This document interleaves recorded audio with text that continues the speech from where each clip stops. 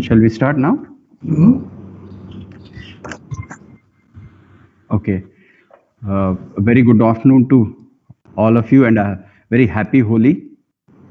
Dr. Rajivan, Secretary to the Government of India, Ministry of Earth Science. Dr. Estelle Conning, Head of WWRP, WMO. Dr. Sahai, and all the dignitaries on the dais, my colleagues, ladies and gentlemen. I extend a warm welcome to all of you to this international conference on future directions of subseasonal to seasonal predictions over Southeast Asia. This is also part of what we call in the government as the spirit of Azadi Ka Amrit Mahotsav. And this is also in honor of our dear friend, Dr. Sahai, and who has done very good work, excellent work, should say, on subseasonal to seasonal prediction, not only over India, but over all the world. I now request Dr. Rajivan to give his inaugural address. Good afternoon and good morning to all of you. Dr. Ravi Nanjundaya, Director IITM, Dr. D. Conning, Head WWRP of World Meteorological Organization, distinguished delegates and students, speakers. I'm very pleased to participate in the inaugural session of virtual conference on future directions of subseasonal to seasonal predictions over South Asia. I would like to congratulate Dr. Ravi Nanjundaya, Dr. Sahai, Dr. Susmita and their team for organizing this important conference on S2S at IITM Pune. As all of us know that significant progress has been made in recent decades on development and applications for short to medium range weather forecasts and seasonal climate prediction in many countries. Thanks to consistent modeling efforts, more and more observations, and better data assimilation methods, skill of short to medium range weather forecasts have improved substantially. On the longer time scale, seasonal forecasts are now generated using state-of-the-art coupled climate models. The skill of seasonal climate prediction also has improved over the recent years. However, there was a need for generating forecasts and warnings in the time scale between medium range forecasts and seasonal climate prediction. That's the time range of 2 weeks to 2 months. From the societal perspective, many managemental decisions in agriculture, food, water, disaster risk reduction, etc. fall into this time range. For example, for a meaningful agriculture application by a farmer, they need for advanced information about ensuing weather parameters at least 2 weeks in advance. A few years back, this time scale has been considered as predictability desert, and there was less attention on this important time scale. However, recent research results indicate important potential sources of predictability in this time scale. This is through better understanding and representation of phenomena like MJO, MESO, improved coupling processes, better installation of land surface and cryosphere, improved data assimilation methods, etc. Better computing resources also helped us in extensive research in this important area. To bridge the gap between medium range weather forecasts and seasonal forecasts, in 2013, the World Weather Research Program and the World Climate Research Program of WMO jointly launched a 5-year research initiative called the S2S project. Its goal is to improve forecast skill and understanding of sources of subseasonal to seasonal predictability, and to promote its uptake by operational centers and exploitations by the applications communities. In India, we have now established state-of-the-art models for short to medium range forecasts, including high resolution ensemble forecasting system at about 12 km resolution. A few years back, the research group at IITM led by Dr. Sahai and his team developed a multi-model ensemble extended range forecasting system based on NSUB GFS modeling framework. Very recently, the group at NCMRWF led by Dr. Ashish Mitra also developed a similar extended range forecasting system, but based on UK Metafis modeling framework. Both these systems are now operational and they generate forecasts and warnings every Thursday, and which are valid up to next 4 weeks. These forecasts and warnings are extensively used for many applications, especially on agriculture, water resources, for example, predicting the active and break cycles of monsoons, etc. Research work also was initiated on developing applications in the health sector very recently. On seasonal climate prediction front, India has a long history, starting with the first seasonal climate prediction made in 1886. India Meteorology Department has been constantly working to improve the skill and scope of seasonal forecasts over the country. Even though traditional statistical methods are used for operational forecasts, India also now has the capability to produce seasonal climate predictions using state-of-the-art coupled climate models. Like extended range forecasting system, we also have now 2 dynamical modeling framework for seasonal forecast. Ministry of Earth Science is giving a lot of emphasis and also investing a lot in strengthening our efforts in developing dynamical modeling framework for all time scales, including extended range forecasts.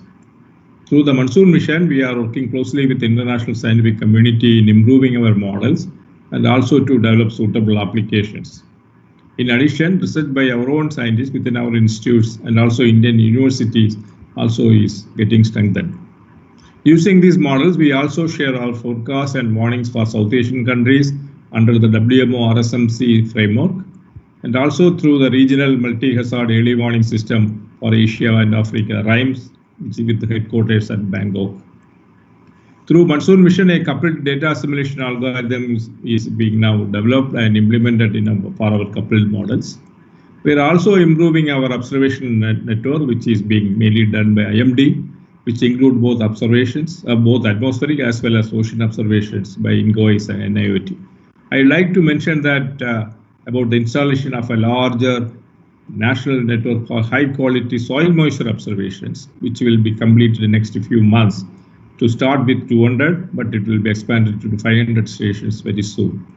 Since land surface processes play an important role in extended range forecasts, we may need high resolution, high quality land surface observations for proper initialization as well as for validation of the models. Another good example of observational network is the deployment of an ocean flux mooring, which is already installed over North Bay of Bengal, which is first of its kind over this region. These observations will help us to improve the ocean mixing process in our ocean models. We are also investing hugely on increasing our computing resources, improving from the present 10 petaflop mission to 30 petaflop mission 3 times in another 1 year or so. All these efforts will strengthen our efforts to improve skill of the operational models as well as in developing new societal applications. I am sure the present conference will discuss the gray areas in S2S and discuss how to improve the model skill further and what other applications also could be further developed. I wish you all the best for a very successful discussion at the conference. Thank you very much. Thank you. I would like to call WWRP head Dr. Estelle Conning for the opening remarks. Madam. Good morning. Can you hear me? Yes, ma'am. Can you see my screen? Yes. Is it full screen mode? Not yet. Now better. Good? Yes. Good morning from my side. Good afternoon where you are in India. And thank you very much, distinguished guests, for this opportunity to say a few words on behalf of the World Weather Research Program as well as the World Climate Research Program in WMO on this very important topic of future directions for subseasonal to seasonal predictions in your region. A little bit of background on why we do what we do and where S2S timescales fit into all of this. The WMO has a strategic plan that starts in 2020 and will carry us to 2023. And the key drivers of this scientific strategic plan is, of course, things like the 2030 Agenda for Sustainable Development, the Paris Agreement on Climate Change, and the Sendai Framework for Disaster Risk Reduction. in the light of these kinds of documents and activities, the WMO has 5 long-term goals. And the type of work that happens on a subseasonal to seasonal timescale and also in research fits into long-term goal 3, called Advanced Targeted Research, leveraging leadership in science to improve understanding of the Earth system for enhanced services. So this is the background, and that's where you fit into all of this. So speaking a little bit about the WWRP first, we have an implementation plan that started in 2016 and will carry us to 2023. And we focus on 4 societal challenges: high impact weather, water, urbanization, and new technologies. And how do we reach all of this? We try to make use of 3 main or core projects, of which Subseasonal-to-Seasonal is one, also high impact weather and polar prediction. And then we have a couple of working groups, and they work on topics such as tropical meteorology, socio-economic applications, data assimilation and observations, nowcasting, predictability and ensemble forecasting, verification, sand and dust storm warnings, and we also have an expert team on weather modification. There's also a group that works across our programs called the Working Group on Numerical Experimentation, with which the S2S group has great ties. We also have some research and forecast development projects, and 3 of these include a focus on aviation, urbanization in preparation for the Paris Olympics in 2024, and one on typhoon landfall. And these are the activities that work in WWRP. As I mentioned, we've got 3 core projects, and I'm not going to go into the details of high impact weather or polar prediction, but for the subseasonal to seasonal timescale, we aim to improve the forecast skill. We work on topics like tropical cyclones, droughts, floods, heat waves, monsoons, and of course, data exchange and accessibility, which includes the S2S database. And this we do on a time scale of weeks to seasons. And this is, of course, a joint project with the WCRP because it bridges this gap between weather and climate. Speaking a little bit about the WCRP plans, they also have an implementation plan that stretches from 2019 to 2028. And their 4 scientific objectives include fundamental understanding of the climate system, prediction of the near-term evolution of the climate system, long-term responses of the climate system, and bridging climate science and society. And of course, this links closely to infrastructure and data sources, partnerships, capacity building, education, engagement with the community, and clear communication. The WCRP has a new structure. They recently acquired different activities. There are ongoing and additional activities and fora linked here on the right-hand side. They also have lighthouse activities that are their major experiments and high visibility projects. And then they have communities or homes for expertise. And the S2S timescale fits under these with Earth system modeling and observation capabilities in this one here. So you're well aware, and this was also mentioned, that S2S is now in its 2nd phase from 2019 to 2023, focusing on science, service, and users. And we are very proud of all the science and all the scientific advances that have been made thus far, but also the links that are made to research to operations. And this is really evident in how you link to also the services side of it, creating user links, and also with infrastructure providing better data sources of the future. Some of the key achievements of the S2S thus far certainly includes a research database of the S2S forecast hosted by 3 centers and supplied data by 11 centers. And India should be added soon, if I understand correctly. There are several different users around the globe. There are so many publications thus far. And the S2S group encourages several institutions to produce subseasonal forecasts or to improve their systems, but also to harmonize or standardize the real-time forecasts across all the operational centers. At the moment, there's also a future implementation of real-time multi-model forecasts for WMO users in their focus. So looking a little bit to the near future for the WWRP, our strategy would include, of course, based on the WMO strategy and the guidance of the research board, which is an overarching and umbrella to the WCRP and WWRP. We would like to see the continuation of the databases that have been accomplished thus far, for S2S, of course, and the TIGI data set and others. We want to create a path to operations for experimental observations, also advancing the implementation of the full value cycle for impacts, which includes the social sciences, including the communication of uncertainties. We want to research to enhance our seamless Earth system observation and predictions, including new observations. And we want to focus on the exploit of new technology like artificial intelligence, machine learning, and exascale computing. And the S2S group will probably launch a challenge to make use of artificial intelligence for the S2S database and see what kind of outcomes can be reached using artificial intelligence. So the S2S group and also the activities here in your region are linking to all of these things, and we are very, very proud and very, very grateful for all the work that is also done in India on all of these topics. And we are really looking forward to a really wonderful conference this week. Thank you very much to the organizers. Thank you very much for the opportunity to speak on behalf of WMO, and I wish you a very fruitful conference. Thank you so much. Thank you, Dr. Estelle. I now request Dr. Susmita Joseph to present vote of thanks. Thank you, Manpreet.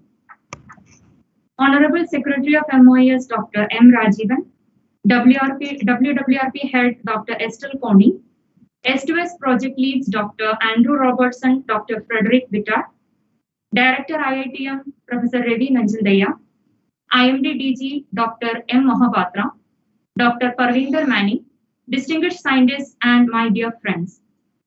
It's my privilege to propose a vote of thanks on behalf of the organizing committee on this occasion. This is a proud moment for us to organize the virtual international conference on the future directions of subseasonal to seasonal prediction over South Asia at IITM Pune. We are greatly indebted to Dr. M. Rajivan, Secretary MOES, for kindly agreeing to deliver his inaugural address despite his busy schedule. Thank you, sir. We express our sincere thanks to Dr. Estelle Coney, Head WWRP, for her opening remarks and patronage in organizing this conference. Words are not enough to express our gratitude to Professor Ravi for his welcome address, constant support, and encouragement. We are thankful to the S2S project leads, Dr. Andrew Robertson and Dr. Frederick Wittard, for extending their help in considering this conference as a regional activity of S2S. We also wish to thank Dr. M. Mohapatra, DG IMD, and Dr. Parvinder Mani, Scientist GMOES, for their guidance and benevolence. We are grateful to all the distinguished speakers for having agreed to deliver their invited lecture, respected chairpersons for chairing the scientific sessions, and all the delegates for participating in this virtual conference. A very special thanks to Dr. Surya Chandra Rao, Scientist IITM, for conceiving the idea of organizing this international conference and guiding and supporting us throughout the process of organizing the same. We are greatly obliged to our mentor, Dr. A.K. Sahai, to whom we dedicate this virtual conference. I also wish to thank the members of Scientific Advisory Committee and Local Organizing Committee for their constant support. Last but not the least, we would like to thank all the supporting staff of the Computer Division who will be helping us to conduct this virtual conference. Thank you once again to all of you. Kindly pardon me if I have left out acknowledging anyone. Thank you. Thank you, ma'am. Moving forward to our first scientific session, We have 5 talks in this session. Each speaker will present his talk for 15 minutes, followed by 5-minute discussion. If anyone has queries, can either write in chat window or raise their hand. Also, our live session YouTube viewers can post their questions in comment box. The same will be conveyed to the speaker by the end of their talk. Keeping in the participation from different time zones, I request all of you to kindly cooperate to maintain the time frame. I now request Professor U.C. Mohanty from IIT Bhubaneswar and Dr. K.J. Ramesh, former DGM IMD, to chair the first scientific session. Over to you, sir.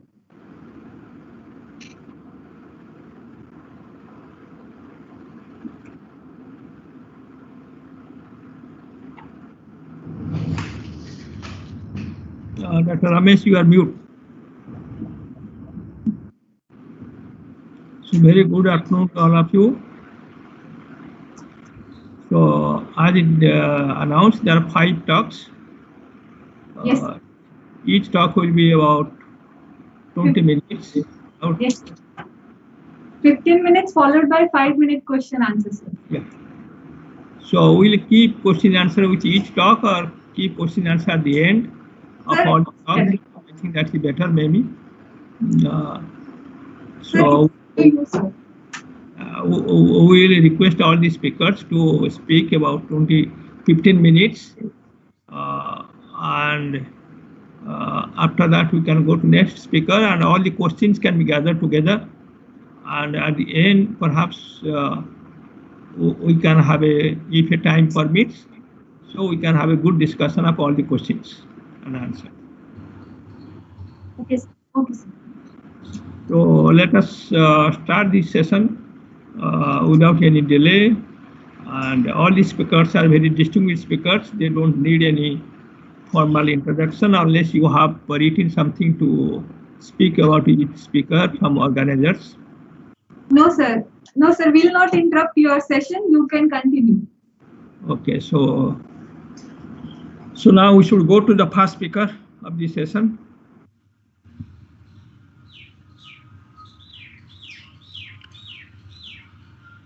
I request Dr. Frederick Wittart, ECMWF UK, for his presentation on this session. Dr. Frederick, please. Okay, so I'm sharing my screen. Please. Yeah. Can you see it, the full screen? Yeah, we are able to see your screen. Okay, thank you very much. So first of all, thank you very much to the organizer for inviting me. So I'm Frederick Wittart. I work at ECMWF. I am also co-chair of the S2S project. And I will give here a presentation on the prediction of the BSISO on the Asian monsoon in the WWRP, WCRP S2S database. So this is a talk will contain a contribution from WWRG, who works at CMA and who visited ECMWF for a year, and we did a study on the BSISO on monsoons. So very briefly, since this has already been presented, this is a brief reminder of the S2S project. So the S2S project was originally set up in 2013, started officially in 2013 for 5 years. And recently, in 2018, it has been extended for another 5 years. So we are in phase 2 now, which will stop in 2023. So we have an international coordination office, which is hosted by KMA. And this project focuses on the time range between 2 weeks of the season. So the project is organized around science projects, here, around science projects, and during the first phase of the S2S project, monsoons was one of the sub-projects, since it has such an important societal impact at this time range. So, I can go to the next. Okay, yeah, sorry. Okay, so one of the main achievements of the S2S project. Dr. Frederick, your screen is not shared. Please share it again. It is disconnected. Not shared. Okay, so I will unshare. Oh, what happened? Okay. Yeah, sorry about that. It should be okay now. Yeah, it's back. Please okay, so So yeah, one of the main deliverables of this project has been the establishment of a database, the S2S database, which contains the daily 3-week and real-time forecast and reforecast from 11 operational centers. And there will be, as Estelle mentioned earlier, 3 new models will be included. So all the models are archived on the same grid, 1.5 degree grid, with the same format, grid 2, there is NetCDF converter. More than 80 variables are available, including 3D variables and 10 pressure levels. And recently, since early last year, early 2020, we also archived ocean subsurface variable, which makes this database quite very useful now to diagnose coastal processes. It has currently about 130 terabytes.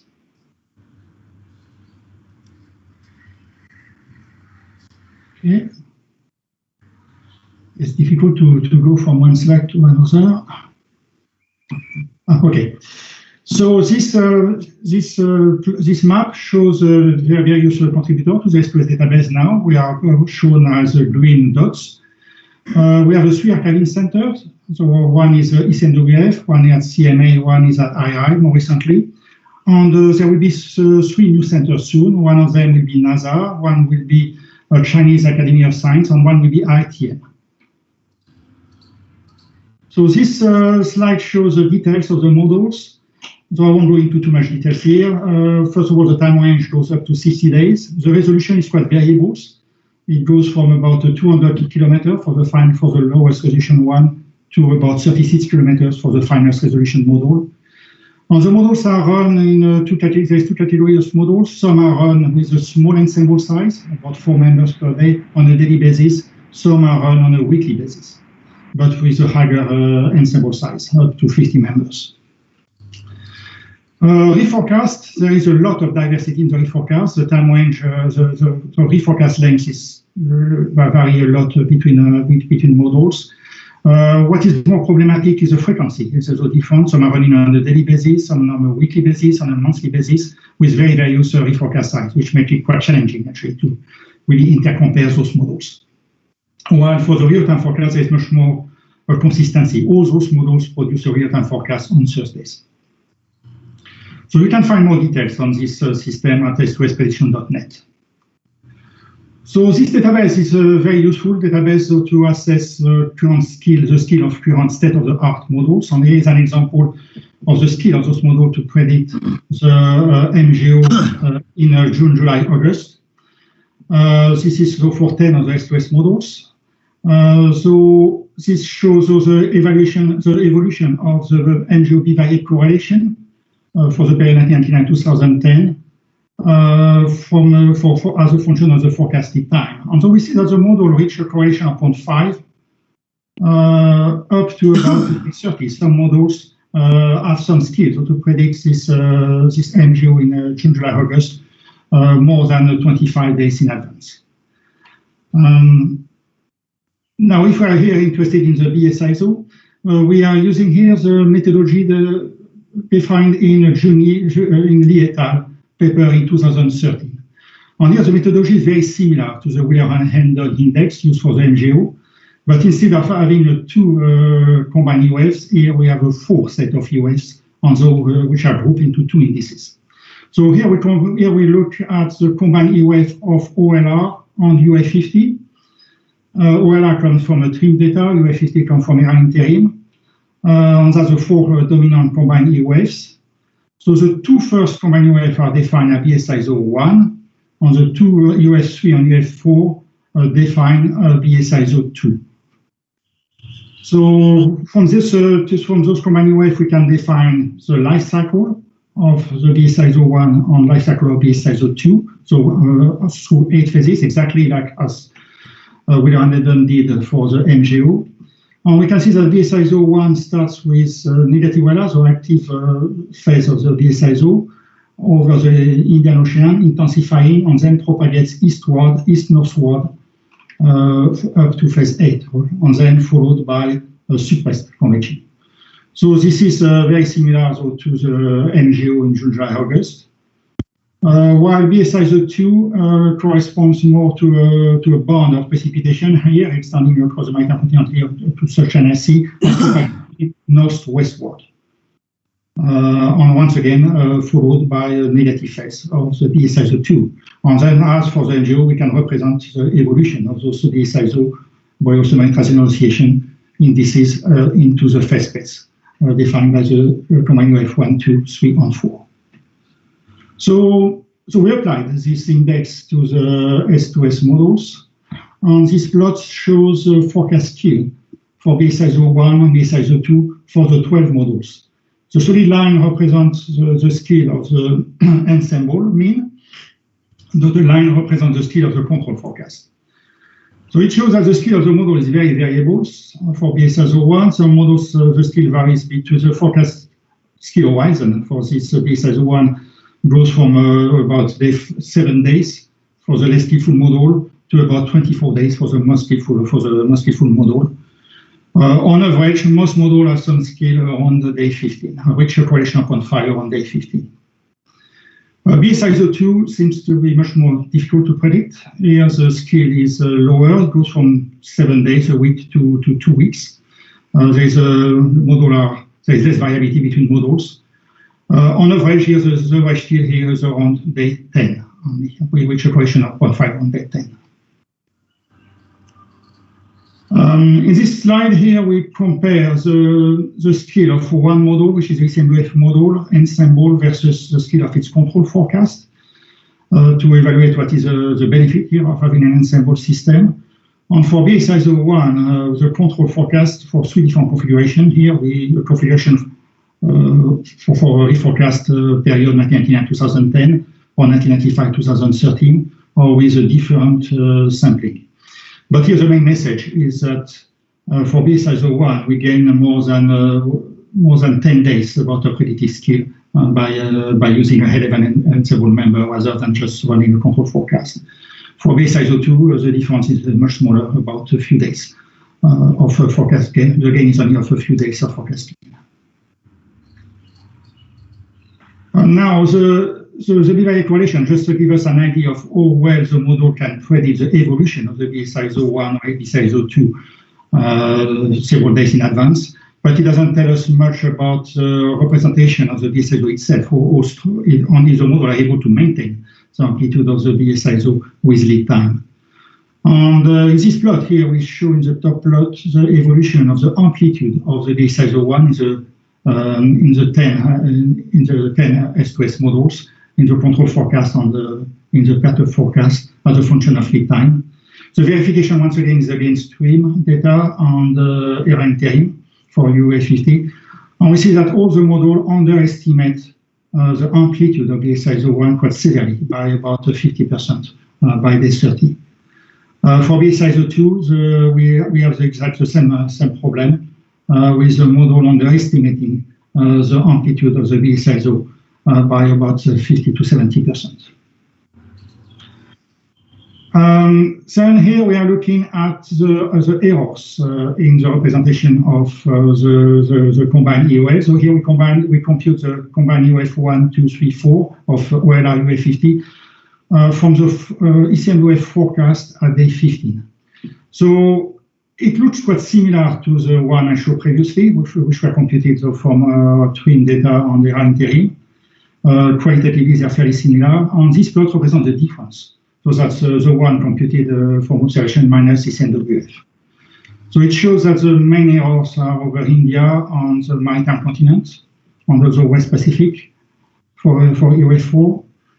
On the right side are the errors at the lead time day 1. So of course the errors are much smaller. But the main point here is that the patterns of the error are very different between day 1 and day 50. So this suggests that the errors we start to get at day 15 don't come from initialization, but are coming more from error in the model physics, in the integrations. So far we have seen the skill of the model to predict the BSISO 1 to overall by putting all the cases from all the reforecast data available. Now we are looking at the skill of the different models, 10 models, to predict BSISO 1, BSISO 2 as a function of the phase of the BSISO. So the x-axis, so the targeted phase. So here, for example, we take all the cases when the model predicts BSISO 4. when there is, for a BSISO4 from day 0 to day 30. So the y-axis represents the forecasted time. So what we can see is that for BSISO1, the scale is very variable, depending, for most models, the scale is very variable, depending on the phase of the BSISO1. Some phases of the BSISO1 are much more predictable than others. Some of them can be predicted by the ECMWF model, for instance, up to 30 days in advance, while others have a predictability of only about 2 weeks. On the phases that are more difficult to predict are phases 4, 5, and 8, which corresponds to BSISO1 over the Northwest Pacific and India. Most models have a problem over the same phases. Some others, like Meteorology, have better scale in different phases. So it's not uniform across models. For BSISO2, the models tends to all get much more similar skill depending on the phase. Here again, for some models like CNWF, there is mostly during some specific phase of the BSISO2. On some other phases are more difficult to predict, mostly when the BSISO2 is over the Bay of Bengal, where the scale here doesn't exceed about 10 to 15 days. So far that I show results for the BSISO. Now we are looking at the predicted scale of several monsoon indices from the Webster-Yan index, which is based on vertical wind shear over a box covering India, South Asian monsoon index, the Southeast Asian monsoon index, which is based on difference of UA50 over 2 boxes, Indian summer monsoon index, and precipitation over the box covering India or Southeast Asian monsoon precipitation. The main hypothesis are normally correlations, so with analysis, and as a function of a forecasted time. The main message here is that the forecast scale is usually relatively low beyond the 2 weeks. So we reach usually a correlation of 0.5 around day 10. And there is a little scale here beyond day 15. What we can see is that the Southeast Asian monsoon seems to be more difficult to predict than actually the Indian summer monsoon, which seems to have to be easier, at least for the model to predict. So I don't have time. So the scores so far have been based on the anomaly correlation of the ensemble mean. Now we are looking at the verification of probability still scores, the IPSS on the rock area over this box, which cover India. And this is the scale from the different models. So some of them have negative IPSS, which is often due to the fact that those models are very low and small ensemble size. And the IPSS is very sensitive to ensemble size. But the black line represents the multimodal, the scale of the multimodal combination of all those 10 models. And what we can see is that multimodal combination is usually better than most models, but not better than the best of the models. And this is the case of the rock area. So it's different results from the northern extratropics, where usually the multimodal produce a better forecast than the best models. But over these regions, where one model has quite a serious lead over the other models, this multimodal combination doesn't improve here over the most skillful model. Of course, here we are combining 10 models, and it can be argued that we are using some models which are not very skillful. Now, if we combine the 3 best models, we have a similar results. Here we look at the rock area, so that's my last slide, as a function of lead time, showing that the black line is a multimodal combination of those 3 models. And here again, we can see that even for the longer lead time, the multimodal combination doesn't beat the best model. But once again, I mean, this is something that depends a lot on the regions and the parameter.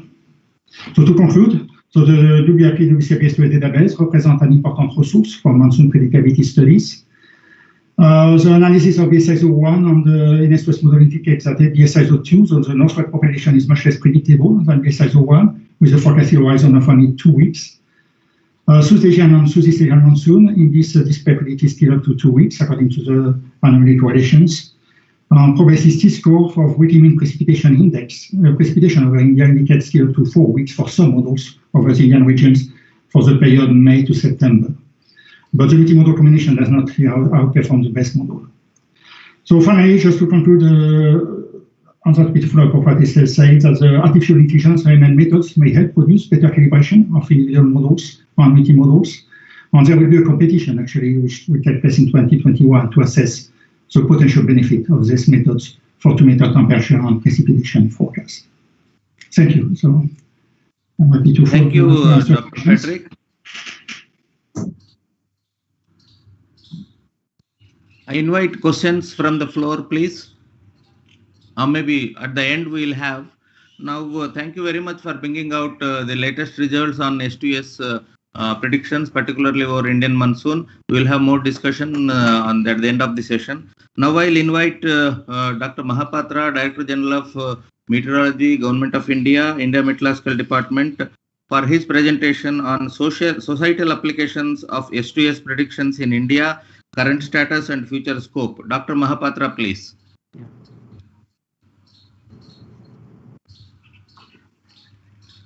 Okay. So good afternoon, respected chairs and distinguished delegates. At first, I congratulate Professor Ravi, Dr. Sai, and team for organizing this international conference. And on this occasion, I wish all of you a happy Holi. I am representing here the entire community of S2S forecasting in India. So I dedicate this talk especially to all those who are working, especially thereby in the Ministry of Earth Sciences of S2S forecast. My talk will basically aiming at methods and scope for improvement. My screen is visible, sir? Screen is visible. Go to full screen, please. It is in full screen. At the moment, it is not showing a full screen, but go ahead. Okay, so this is the second screen. Are you getting second screen? No, it is the first one only. Full screen here. Full screen. It's not moving ahead. So I will just come out and share the. Yeah, please.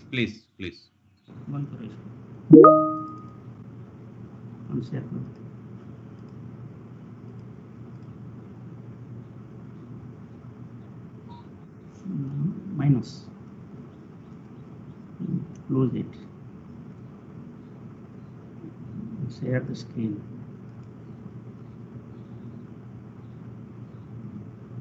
Screen share. Yeah. Screen share. Entire screen share नहीं किया ना?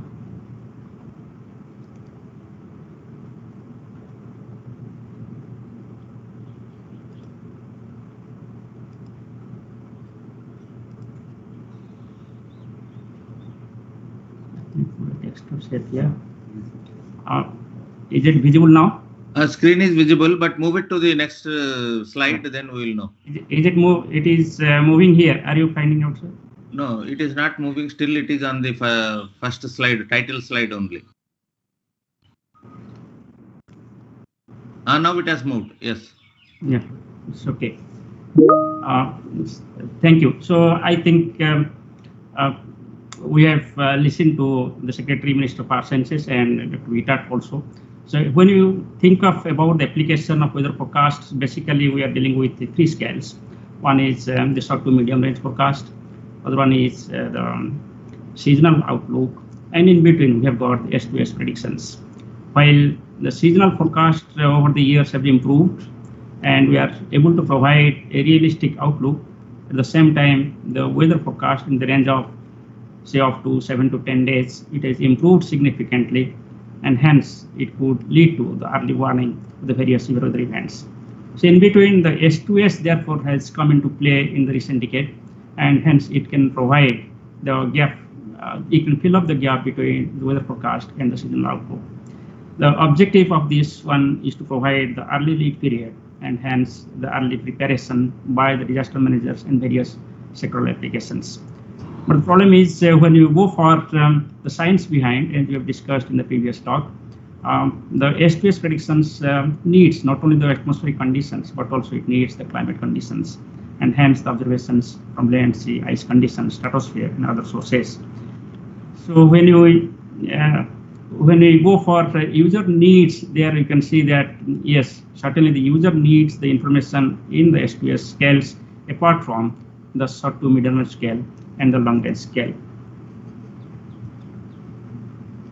So therefore, when you have got a very realistic prediction from the long range, say for example the monsoonal forecast, you have a contingency planning, and that contingency planning can further improve with the help of the S2S forecast. It can also help in continuing our monitoring of a specific event and also update the community warning and initiate preparedness measures. So before I proceed specifically what are the actions being taken in India with respect to S2S predictions, I just want to mention here that as discussed by Dr. Vitar, the S2S prediction not only depends on simply the realistic initialization of the conditions like sea surface temperature, but also it needs the large-scale circulation modes in climate systems, especially the El Nino southern oscillations, Mediterranean oscillations, Indian Ocean dipole, North Atlantic oscillations, etc. And of course, it aims to find out the influence on weather phenomena of these climate modes, so that the extreme events can be predicted well in this S2S scale. But the problem is that the prediction of such climate mode oscillations is still challenging. So this is just an example as Vitar was presenting. This is also the same his paper. You can find out that there are still challenges, and there are a lot of variations among the models in prediction of the systems like Mediterranean oscillations. Now coming to the priority areas of the S2S applications, like other countries in India also, we are prioritizing the applications in 5 categories. One is the disaster risk management, agriculture and food security. Slide is not moving, sir. Okay. Now it's okay. Okay, then I will not go to full view. Okay, so you can find that the 5 specific areas we are stressing upon is the disaster risk management, the agriculture and food security, water availability and use, human health impacts, and emergency and energy availability and use.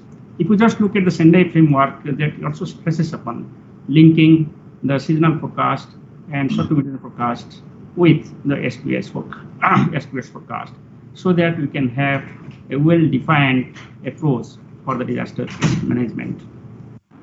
Now, if I just go for the science behind and the modeling development in the country, led by Minister of Earth Sciences with Dr. Sai and the group, you will find that at present IMD has the operational developed jointly by all the sister organizations of Minister of Earth Sciences, specifically Indian Institute of Meteorology, National Center for Meteorology Forecasting, Indian Meteor Department. At the same time, also many academics have helped into it, like Professor Manti's group, starting with extreme forecasting. If you just look at the top requirement of the S2S predictions, that is DRR, you will find that there are many approaches to link the short to medium forecast with the S2S predictions. And specifically, you will find that there is a scheme taken up by the International Federation of Red Cross that is just based on the 3 approaches: the ready, set, and go. That means when you have the seasonal predictions, you are ready with the preparedness with respect to a specific event. For example, in case of Indian summer monsoon rainfall, we have got, for example, a prediction of efficient rainfall, or we have got prediction of normal or excess rainfall. In such situations, it provides us some kind of readiness, what is to be followed up during next 4 months. Then, with the help of the subseasonal-to-seasonal predictions, that is a validity of 2 weeks to 2 months, you can have a scale-up preparedness and hence the forecast-based actions. And finally, these set actions in the subseasonal will help us to go for go actions. That means ready to take actions based on the early warning during this period.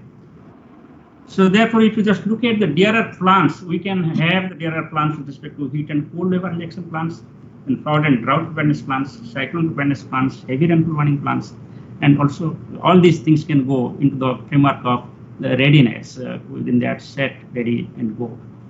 And the Sendai framework ultimately aims at this one to combine all this set, ready, and go.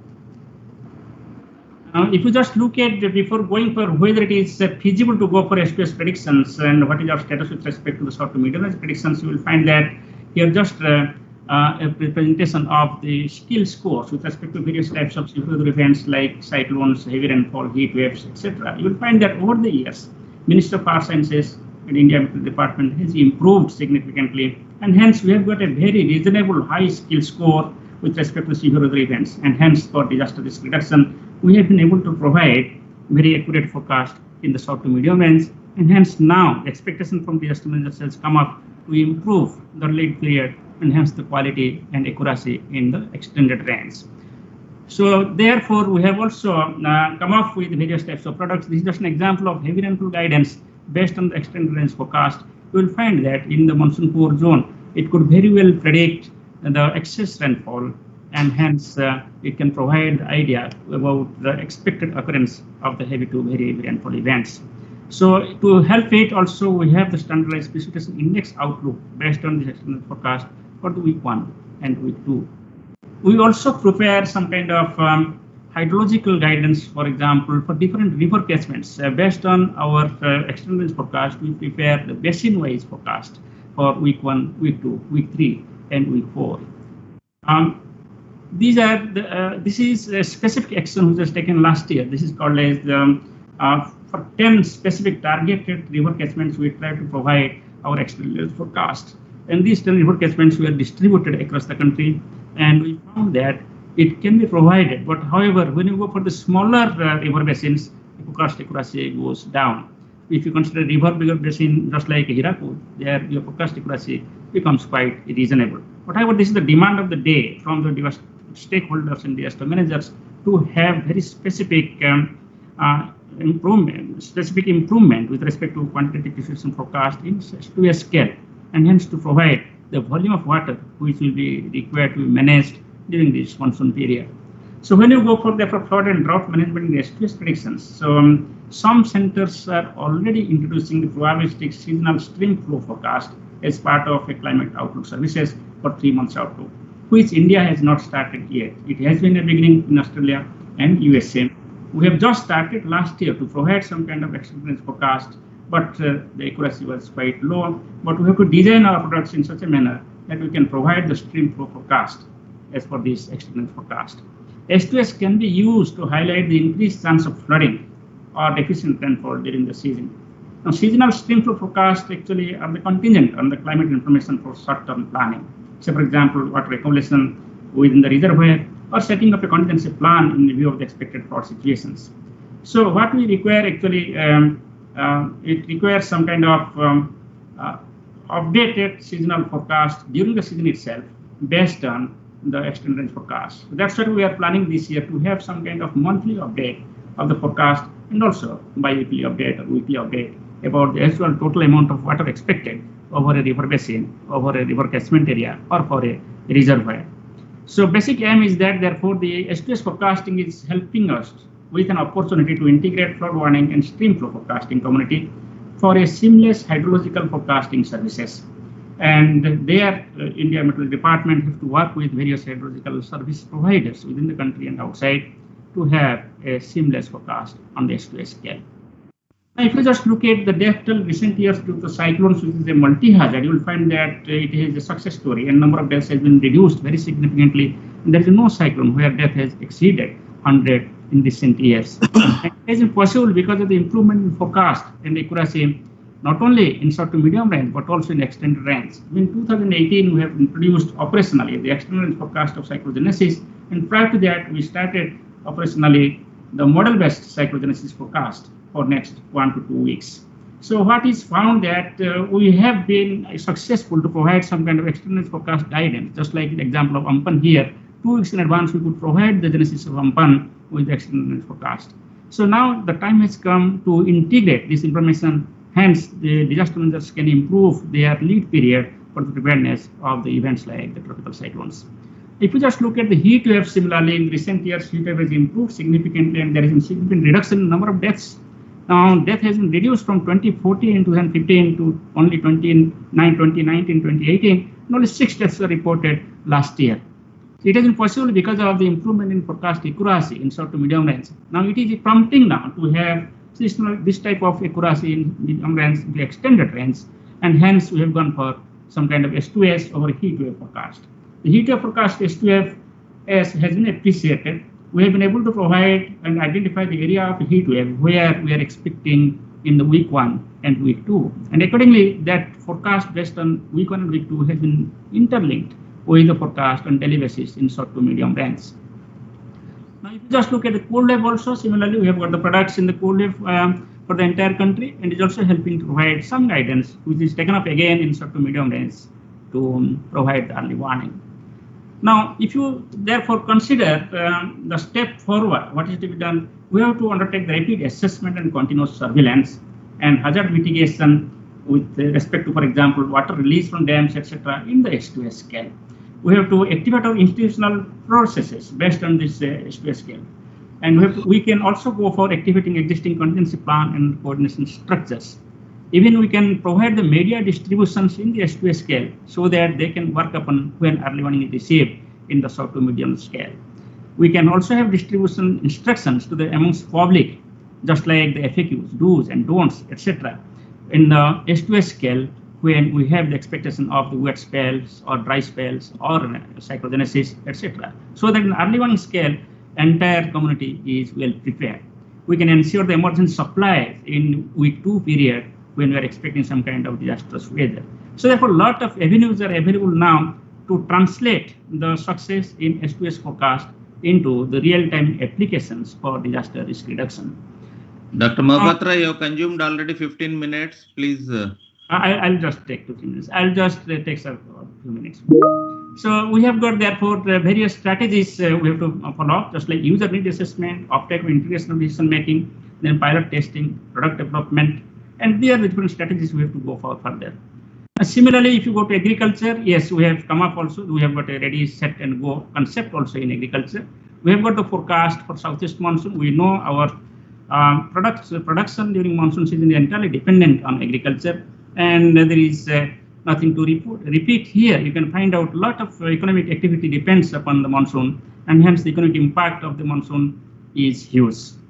But the survey says that economic impact, adverse impact has been reduced, and the gain in the farmers level has improved by the information given by Minister of Our Sciences, and hence there is scope to further improve as the intra-seasonal forecast during the monsoon season has been quite good with the help of this S2S scheme. Now, I'll just skip all these examples, but I just want to mention here that in this scale, what you find actually there is large scale spatial variation, temporal variation in the accuracy of this S2S scale forecast. Therefore, we have to work upon further to improve the forecast accuracy beyond 2 weeks. We have got a lot of forecast development, and with the help of this, we are able to provide some kind of dry spell and wet spell, and hence the drought outlook in our bulletins. So with the help of these S2S predictions 2 weeks to 2 months, we are able to provide and monitoring of agricultural output in terms of planting, irrigation, pesticide, fertilizers, harvesting, etc. S2S is already a part of our bulletin being issued twice a day. We also have to provide materials and support for protection and livelihood of assets. We also able to provide some kind of pre-position of the grains and seed protection, etc. But still, we have got a long way. We can improve it further. Now, for the health sector also, we have come up a long way. We have started with 2 diseases. One is the malaria and dengue, and we are providing the guidance with respect to these diseases in the country across. And for this purpose, also we are providing some kind of window of maximum temperature and minimum temperature forecast based on the S2S scale, which can help the health managers. Here also we have got the scope to improve further with respect to diseases related to water and diseases with respect to heat and cold waves.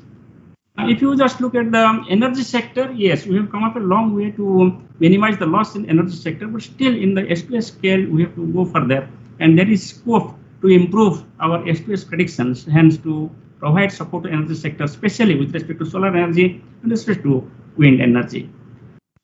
Now, if you just look at, we can have a better management of distribution, transmission, and maintenance of the wind energy, especially to avoid the disruptions, and to ensure the power remains affordable to all.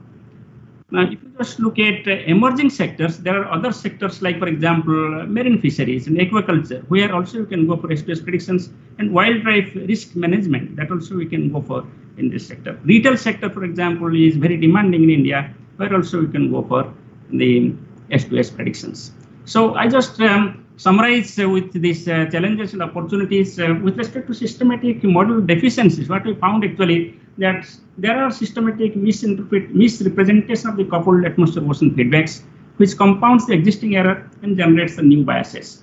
And persistent bias and error remains the climate models, as well as the limited understanding of the physical processes. So opportunities that we can go for continued investment in supercomputers, data collection initiatives, and we can go for international networking like WWRP, WCRP, S2S project. We can also quantify the uncertainty. There are inherent errors and uncertainties in probabilistic predictions. And for this purpose, we can utilize the multimodal, just like Vitat was showing, multimodal S2S dataset. We can quantify the forecast uncertainty in practical and relatively small ways.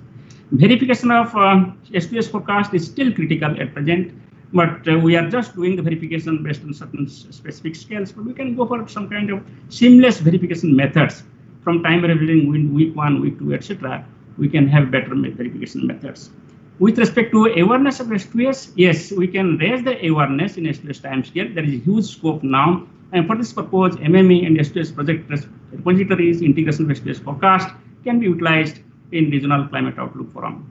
For success stories also can be used as a case study, but that type of case study we have to do where we can integrate the S2S forecast with the applications like disaster management or water or health or energy.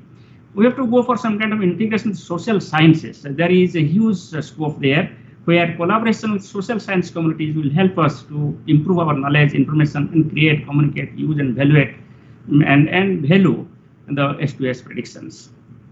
So if I just conclude, I would say that significant progress in operational S2S with MOS initiative has been made with the collaborative efforts of IMD, IITM, NLSA, and INPICE.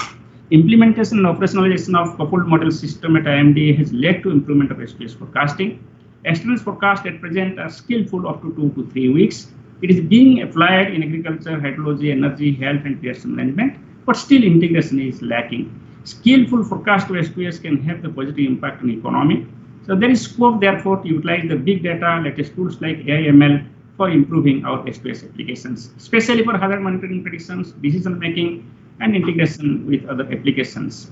There is scope also to reach out to the users with the help of the social scientists and with all end users with respect to content of the S2S bulletin, that is external forecast bulletin, format, language, timeliness, robustness, and quality of information which is being provided now in our external forecast. Thank you very much. Thank you, Dr. Mahapatra, for comprehensive presentation on evaluating the societal applications of S2S predictions. Let us now move on to next talk from Professor Raghu Murthugude from University of Maryland. And may I now invite him for his presentation on S2S applications to health and agriculture, an example and data needs. Professor Raghu Murthugude, please. Okay, can you see my screen and hear me? Yes, please, go ahead. Okay, so a lot of the concepts already got mentioned in Dr. Mahapatra's talk in terms of ready, set, go. I'm going to first congratulate Dr. Sahai on an exemplary career mentoring people, producing useful products, and it's an honor to know you, and I'm sure you'll be around for decades more as usual. Good to see you.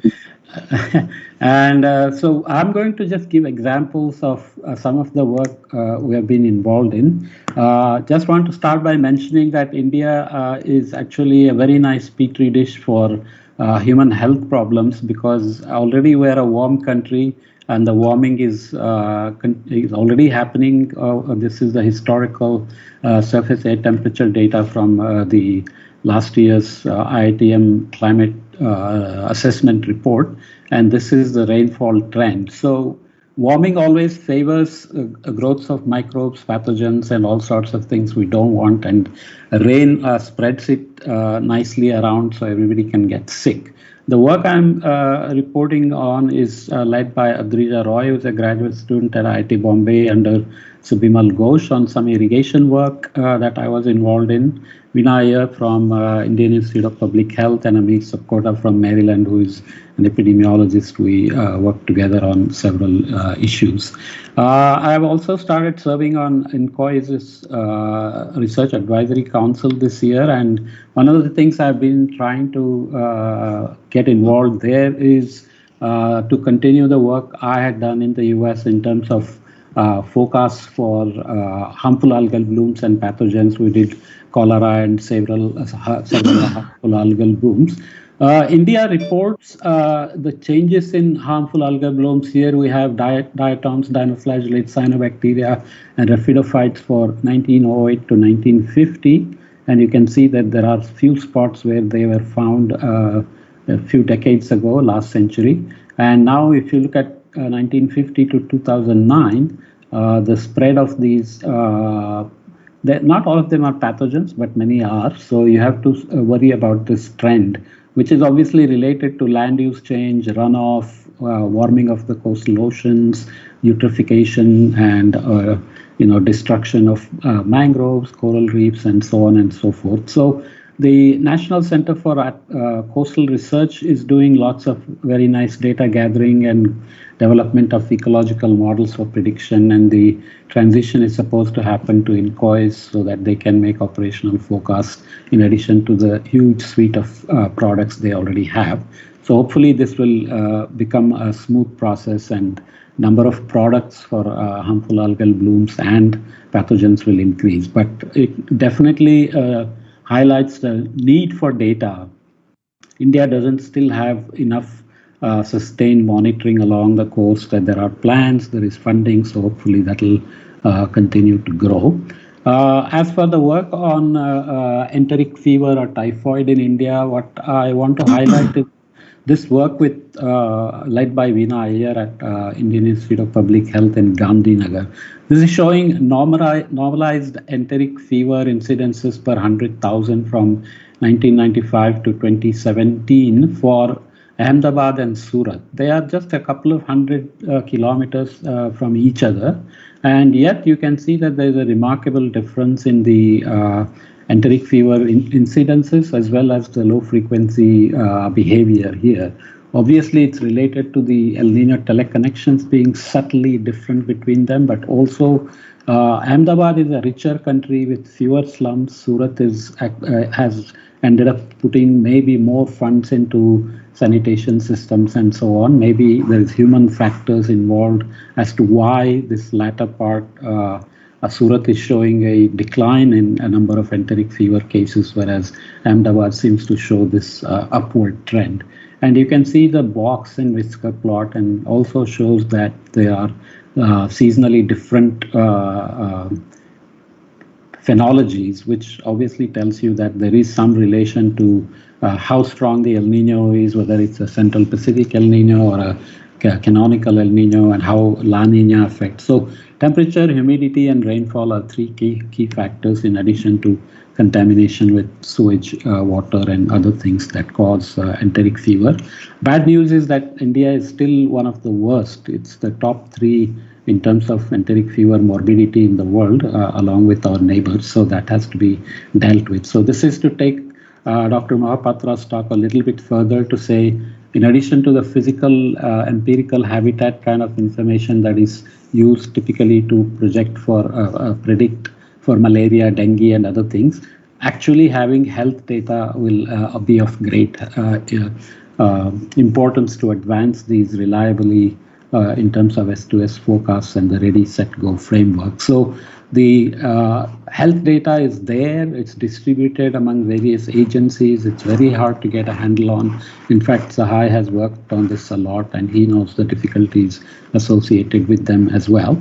So I hope MOES can work with the associated ministries to make the whole synthesis of health data very smooth, so that agencies like IMD can do much more reliable, skillful S2S forecasts for health. With the pandemic of COVID, we have learned just how important that can be.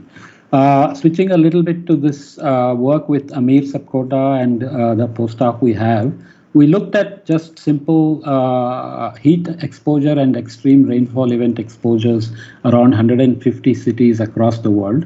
And focusing here in India, you know that India and China are home to some really crowded cities, and both are warming. So focusing on India, we just saw the warming trends and rainfall trends. Obviously, the extreme events are also reported to be more widespread with papers from Roxy and others from IITM.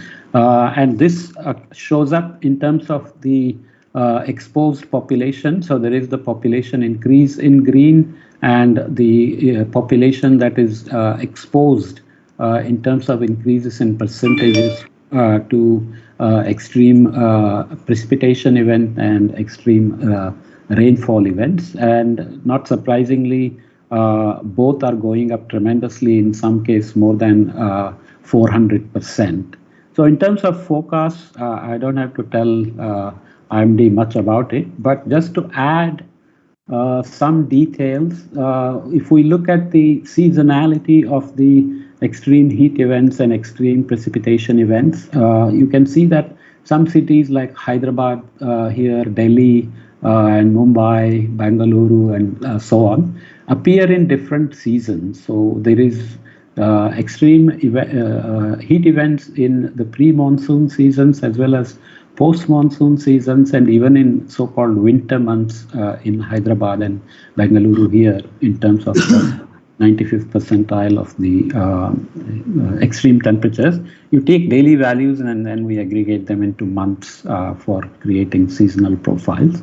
And the same thing for extreme exposure to extreme precipitation events as well. So that Ready, Set, Go framework will work really well when the forecast is done, obviously, as is done throughout the year, but a lot of the focus tends to be on the monsoon season and then the heat events in the pre-monsoon season. But now I think with warming, it's going to be a all year long event, especially when we consider the increase in humidity associated with the warming and the dew point temperature issues that are being reported these days a lot. So there again, data is important to nail these down further in terms of morbidities, labor loss, etc.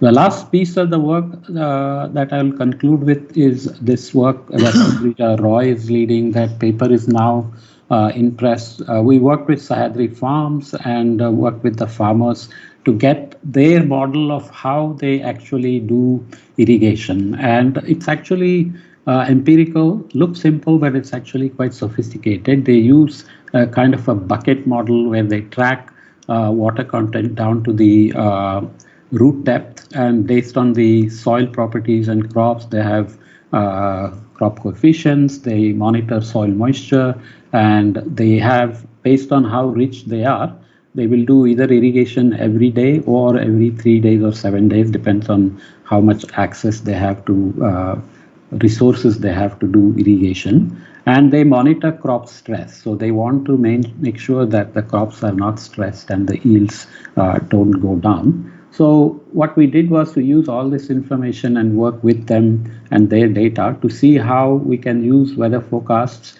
to produce rainfall distributions at farm scale. This is obviously something statistical and empirical, but we can show that when we produce the cumulative distribution functions using past data and hindcasts, we can make a good probabilistic information available for scheduling irrigation on S2S timescales.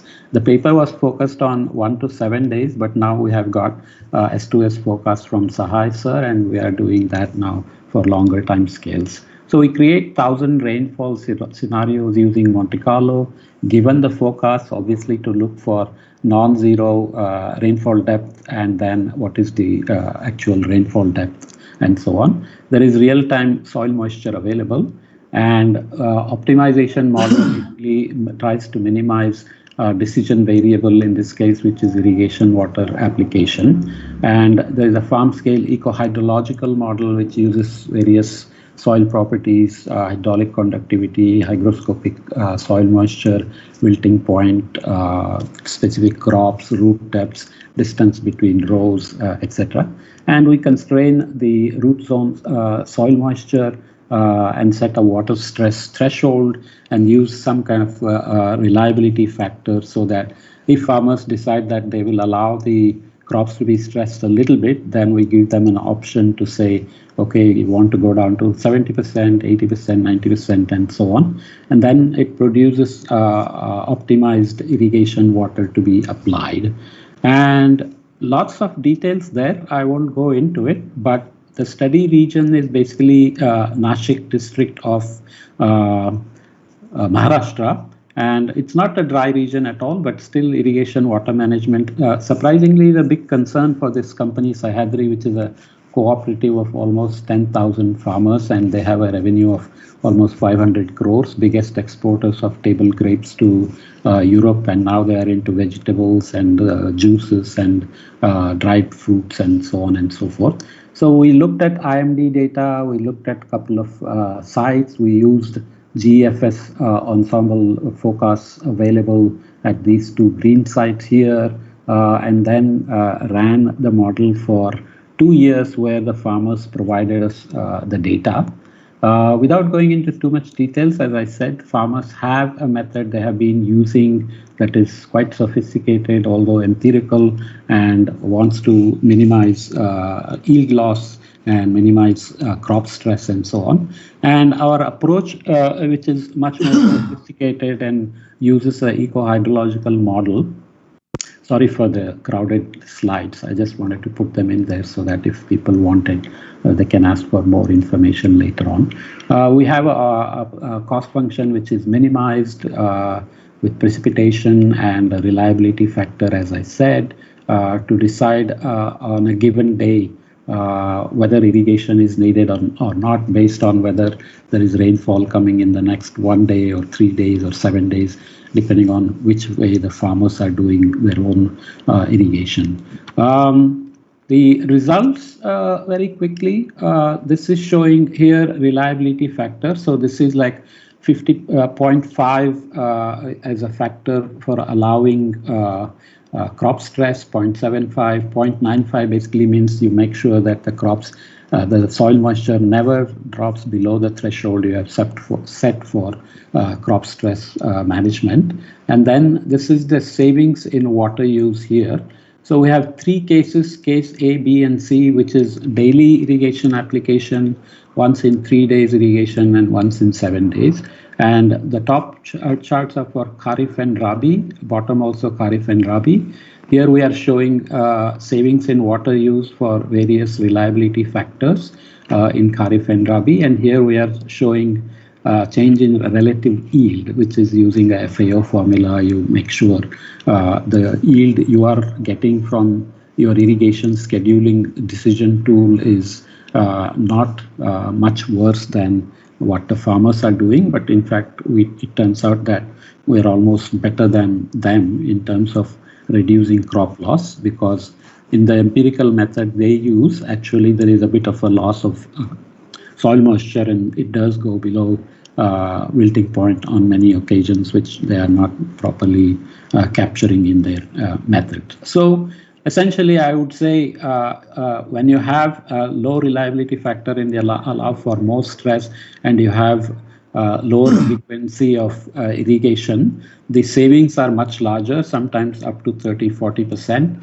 As you increase the constraint to keep the crop stress very low, the savings go lower, but the relative yield loss goes down. Plus, in fact, we get a much reduced relative yield loss compared to the farmers, and that's almost the same case here in Rabi, except in some cases actually we are recommending more water than they are using in order to make sure that the yield losses are really not happening. This is where they were, for example, allowing the stress to happen without realizing it.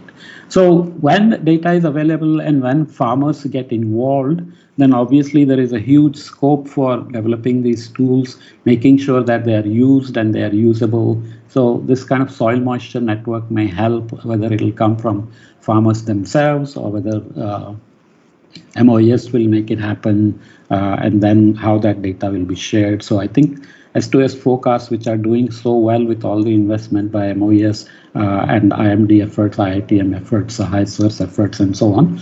Obviously, it will get much better if we add all these other data that is needed, especially soil moisture, of course, soil properties and crop information and so on. Last mile problems are there in terms of communicating with the farmers and getting them to use this information, or at least provide a feedback in terms of if they used our information, would they have done better? So we have developed such a feedback form, and the Sahyadri farmers are now going to give us that information this season coming up in May, June, and so on. This is just the last piece I'll show. This is the vulnerability index we did at IIT Bombay, led by graduate student Vittal, who is now a postdoc in Europe, where we used census data from 2001 and 2011 with lots of vulnerability indices, including reservation caste, like socioeconomics, women's education, and so on. And the good news is consistent with what Mohapatra sir said and what IMD and MOES have been saying as to how the vulnerability to natural hydroclimatic hazards has decreased because of the improvements in the warning systems and the skill of the forecast and so on. So all these negative sites, which are 76% of the grid points at district level, have improved. And only thing I'll mention is that the biggest factor that stands out for me is that key factor there was the education level of the women. So even if they have a little bit of education up to grade 5, 7, and so on, they were better able to handle the warnings and take decisions to reduce vulnerability of their own family to the early warnings being issued by IMD. Okay, so this is amazing work. I think India has really done amazing work, and there is so much more left to do. So hopefully that those collaborations will continue. So again, congratulations, Dr. Sahai sir. Great to know you. Hope to see you around, and I'll stop there. Thank you. Thank you, Professor Raghu Muthugude, on bringing out data needs for improved utilization of S2S forecast, particularly at farm level and health sector. And now I'll invite Dr. Gil Martin from UK Met Office for his presentation today on processes and predictability in the Asian summer monsoon. Dr. Gil Martin, please. Hi, I hope you can hear me. Let me just see if I can share this. Okay, so you can see my slides, and is this full screen? Please. Yes, please. Yes, please. Go ahead. You can see full screen, yes? Yes, yes. Okay, good. Thank you, and thank you for allowing me the opportunity to speak. And I'd also like to thank the many people that have contributed to the talk that I'm going to give this morning on processes and predictability in the monsoon. So by way of introduction, as we've heard, we all know we need models to make these predictions, but we also know that they have errors and biases. And although we can apply calibration or bias correction, it's still important to understand the drivers and their effects and the effects on monsoon predictions of the model errors, and to ultimately try to reduce them. And there's lots of people, including us, around the world using observations, reanalyses, and models to study processes, accompanied by idealized modeling and sensitivity studies. And what I want to do in this talk is outline various studies in which we're doing this in order to motivate and inform future model development. So I want to start by talking about model into comparison we're doing as part of a joint project, which is supported by the UK Newton Fund and the Ministry of Earth Science. And we're carrying out into comparisons of our various model configurations in order to try and identify common and different biases on a range of timescales. So the two modelling systems mainly differing between the Met Office and the CFS model that's used at IITM. So we've been comparing on different timescales, so the extended range predictions and the seasonal hindcasts, and also looking at the intraseasonal variability. And what we find is that there are common areas of bias in the two modelling systems, both in the seasonal mean rainfall, the circulation, the SST errors, and the tether connections, and in the subseasonal variability. But despite the differences in the bias patterns, we do have similar skill in the first couple of weeks over most of the meteorological subdivisions of India. But perhaps a slightly better skill in weeks 3 and 4 in the Glossy 5 Met Office seasonal system, which seems to be related to slightly better representation of the intraseasonal oscillation. But this is ongoing work, and we're keeping these comparisons going as we go through model development cycles as well. So focusing down through the monsoon season, I'm going to start with looking at onset. So there's been work done by Amelia Chevaturi and others at Reading University looking at the forecast skill for Onset. And she's looking at this skill in both the Glossy 5 Met Office seasonal system and also the SEAS 5 ECMWF seasonal forecast system.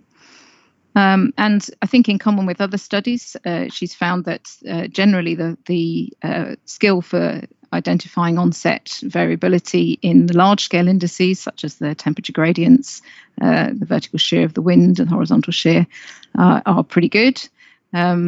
Whereas it's probably not so easy to get the local scale onset in rainfall, such as these, but there is a reasonable identification of the onset tercile category 1 month in advance over a lot of areas of India. So it is possible for models to forecast the variations in the onset date. Not so easy to get the exact date of onset from these models, but there is at least information there that's useful. So focusing more on the details and processes in the onset, Arathi Menon at Reading with others has been looking at using the Met Office models to understand both the role of the mid-tropospheric moistening and the land surface in the progression of the monsoon using a case study from 2016. And what she's used here is 2 4-kilometre resolution models which have explicit convection and comparing with a 17-kilometre model with parametrized convection, and also looking at using 2 different land cover data sets, CCI and IGBP. And so when we look at the progression of the onset, so this is a time pressure section at Nagpur.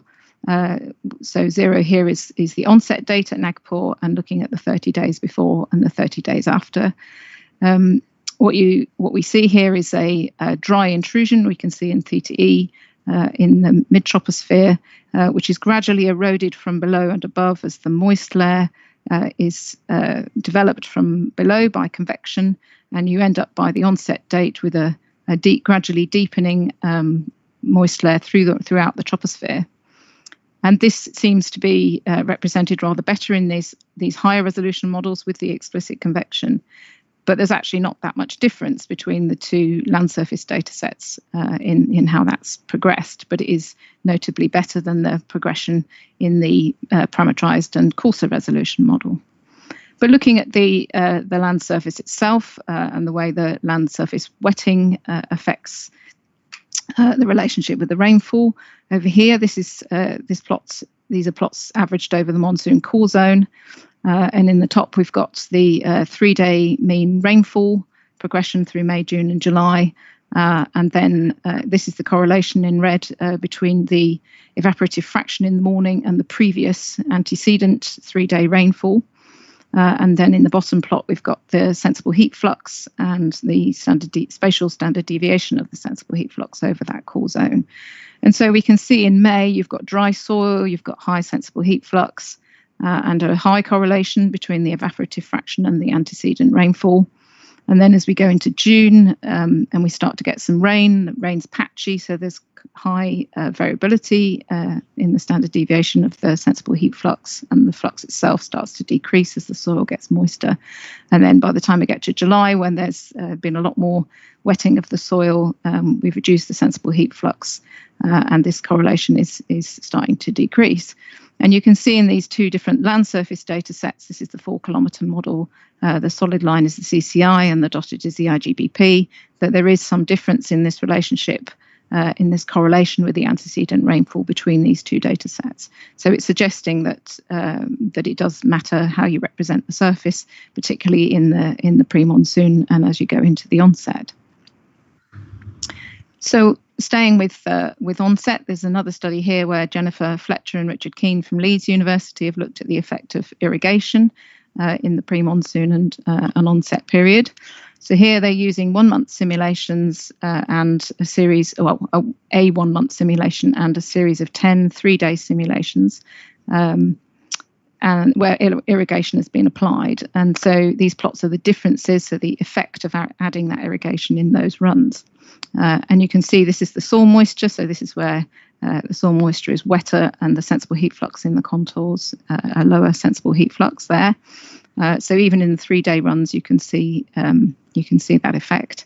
And then this is the impact on the rainfall and the mean sea level pressure. And so you can see there is an effect on the irrigation on the rainfall, but it's actually tucked up along the foothills of the Himalayas. And what they've concluded from this study is that the differential in the pre-monsoon, where the soil was dry, of adding the irrigation is to give you a cooler land surface, which then promotes daytime upslope flow into the mountains, and a weaker downslope flow in the nighttime. And so you see this the increase in the rainfall in the adjacent mountains rather than over the irrigated region itself. They think that models that are coarser resolution and relying on parameterized convection won't capture this effect so well. And also it will be mainly seen in the pre-monsoon and the onset period. So that's another study which is ongoing, and we're hoping to use, planning to use those runs in collaboration with colleagues at IITM to look at the impact on the intraseasonal oscillation also.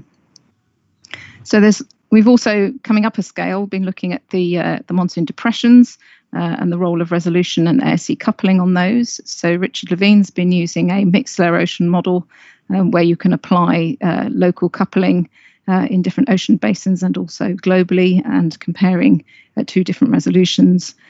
He's counting the number of monsoon low pressure systems and their rainfall, and comparing between globally coupled and atmosphere only.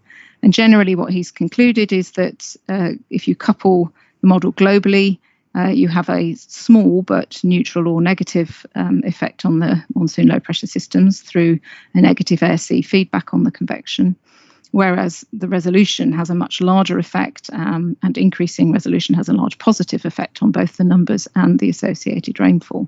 So the coupling is important, but the resolution is perhaps more so in these models.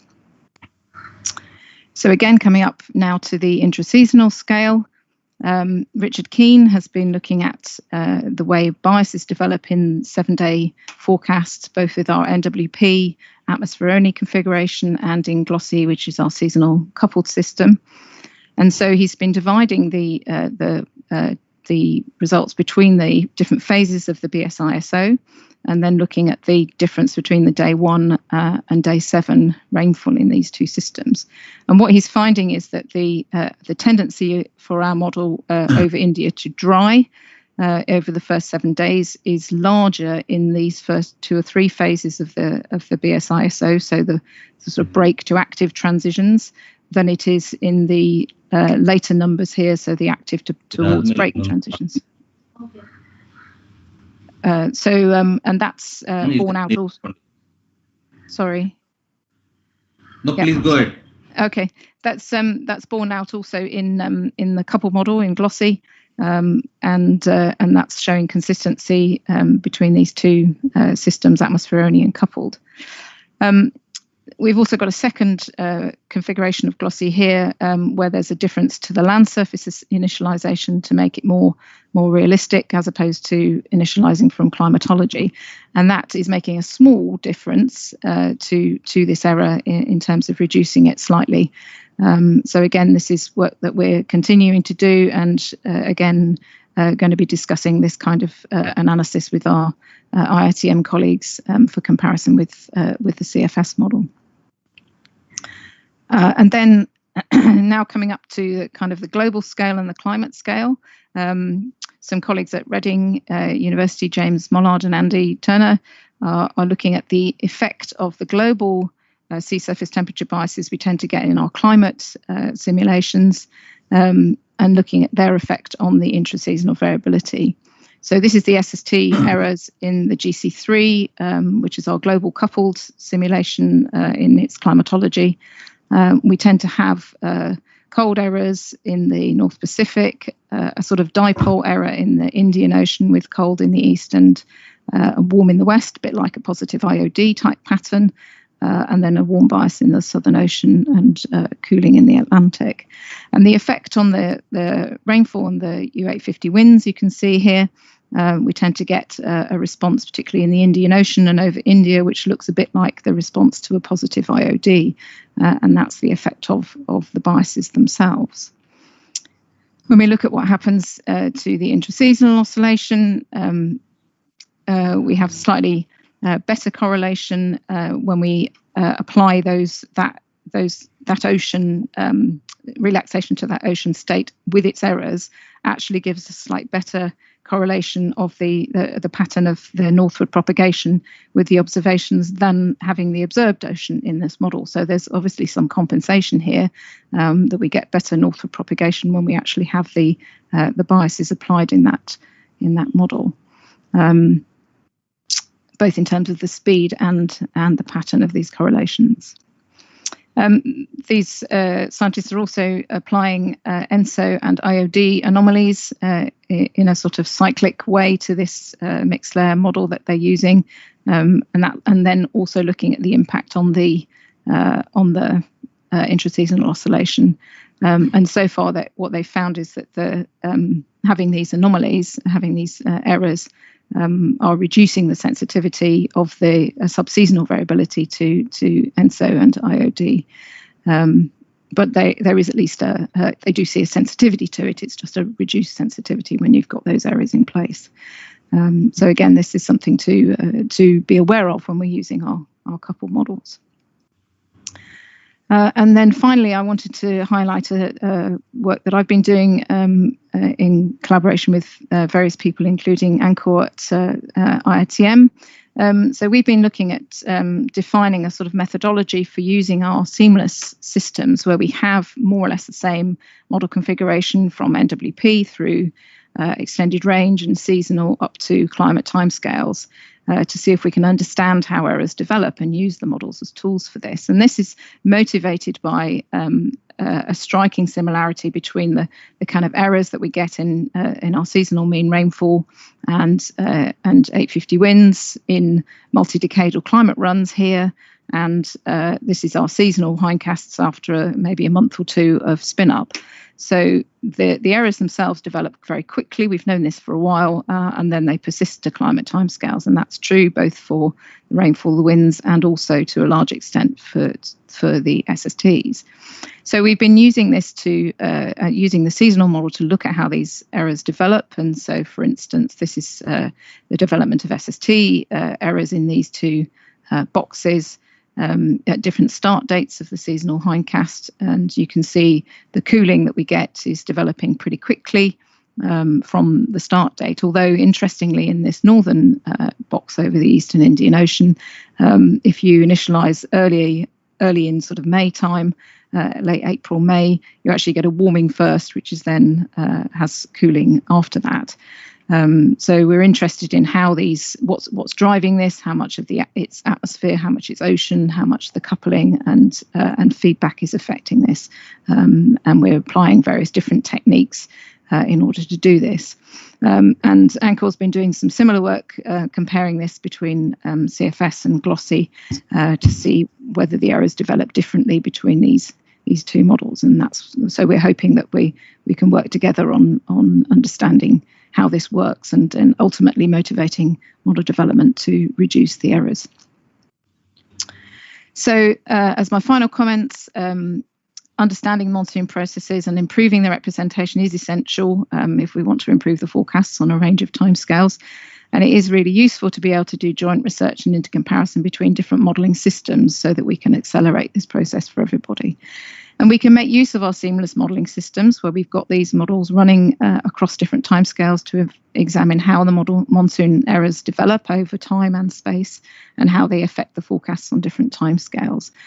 And then, while we know that joint parameterization development is difficult because we've got different modelling systems, we can at least share the knowledge and the understanding, and hopefully that will have benefits for everybody. That's it. Thank you.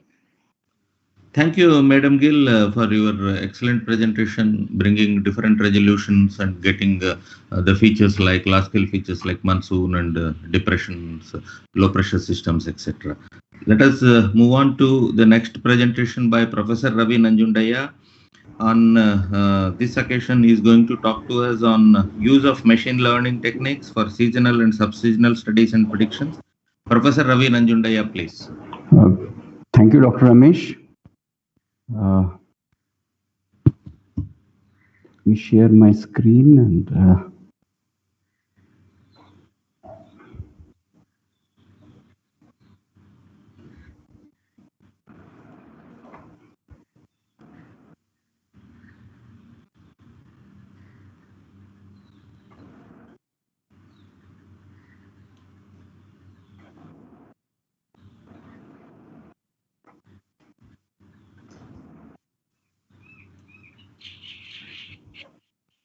can you see my screen?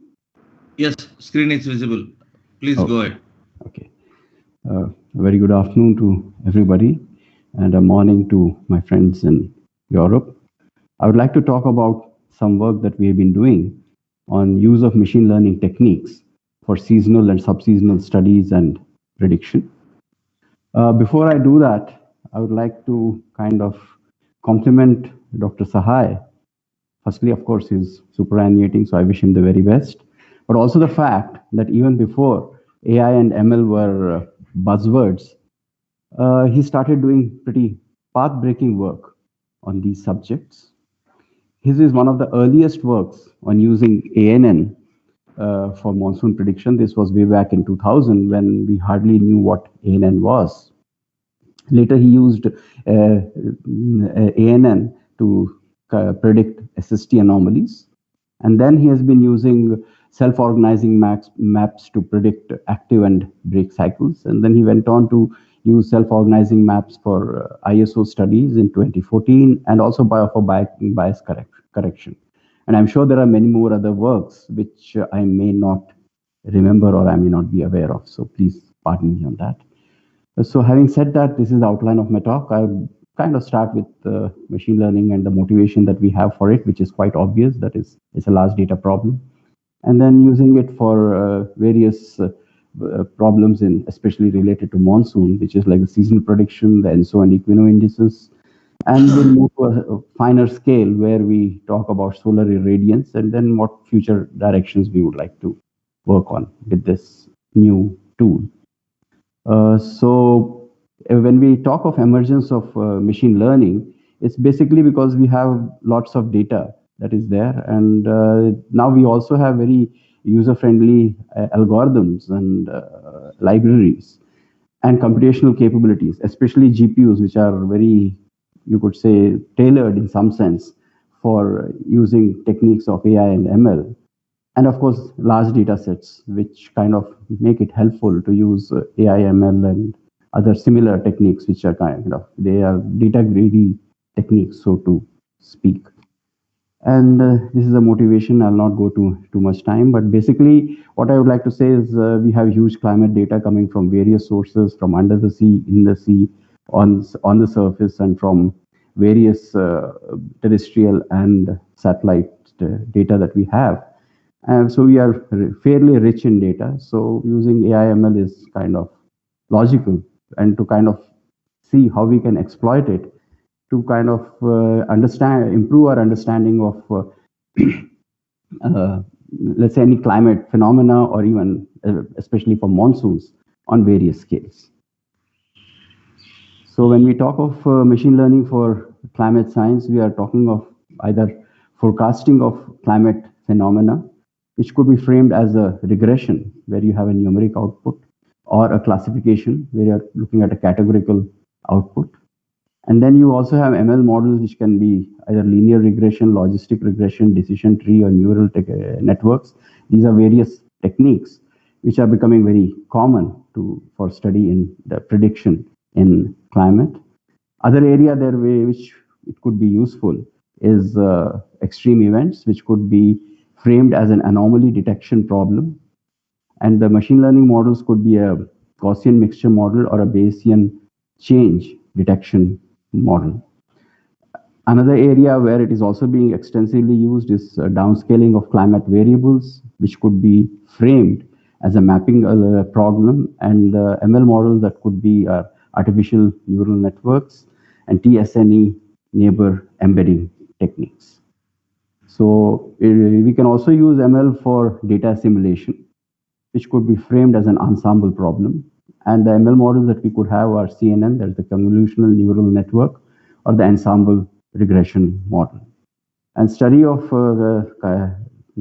teleconnections like the ENSO monsoon connection could be framed as a network analysis problem, and the models that we could use are the causality method or a community detection method.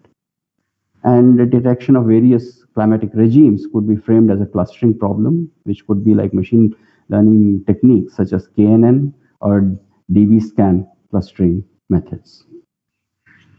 So we'll now take some particular examples. One of the techniques that we have quite commonly used is the stacked autoencoder based approach. It's an automated learning technique and is useful for identifying predictors. And in this case, we have used it for monsoon prediction on the seasonal scale. Then the features are learned at various levels of abstraction, because you are talking of stacking these encoders at different multiple of them. So they kind of learns various features at various levels. And if you have deeper the layer, the more complex are the features that you get.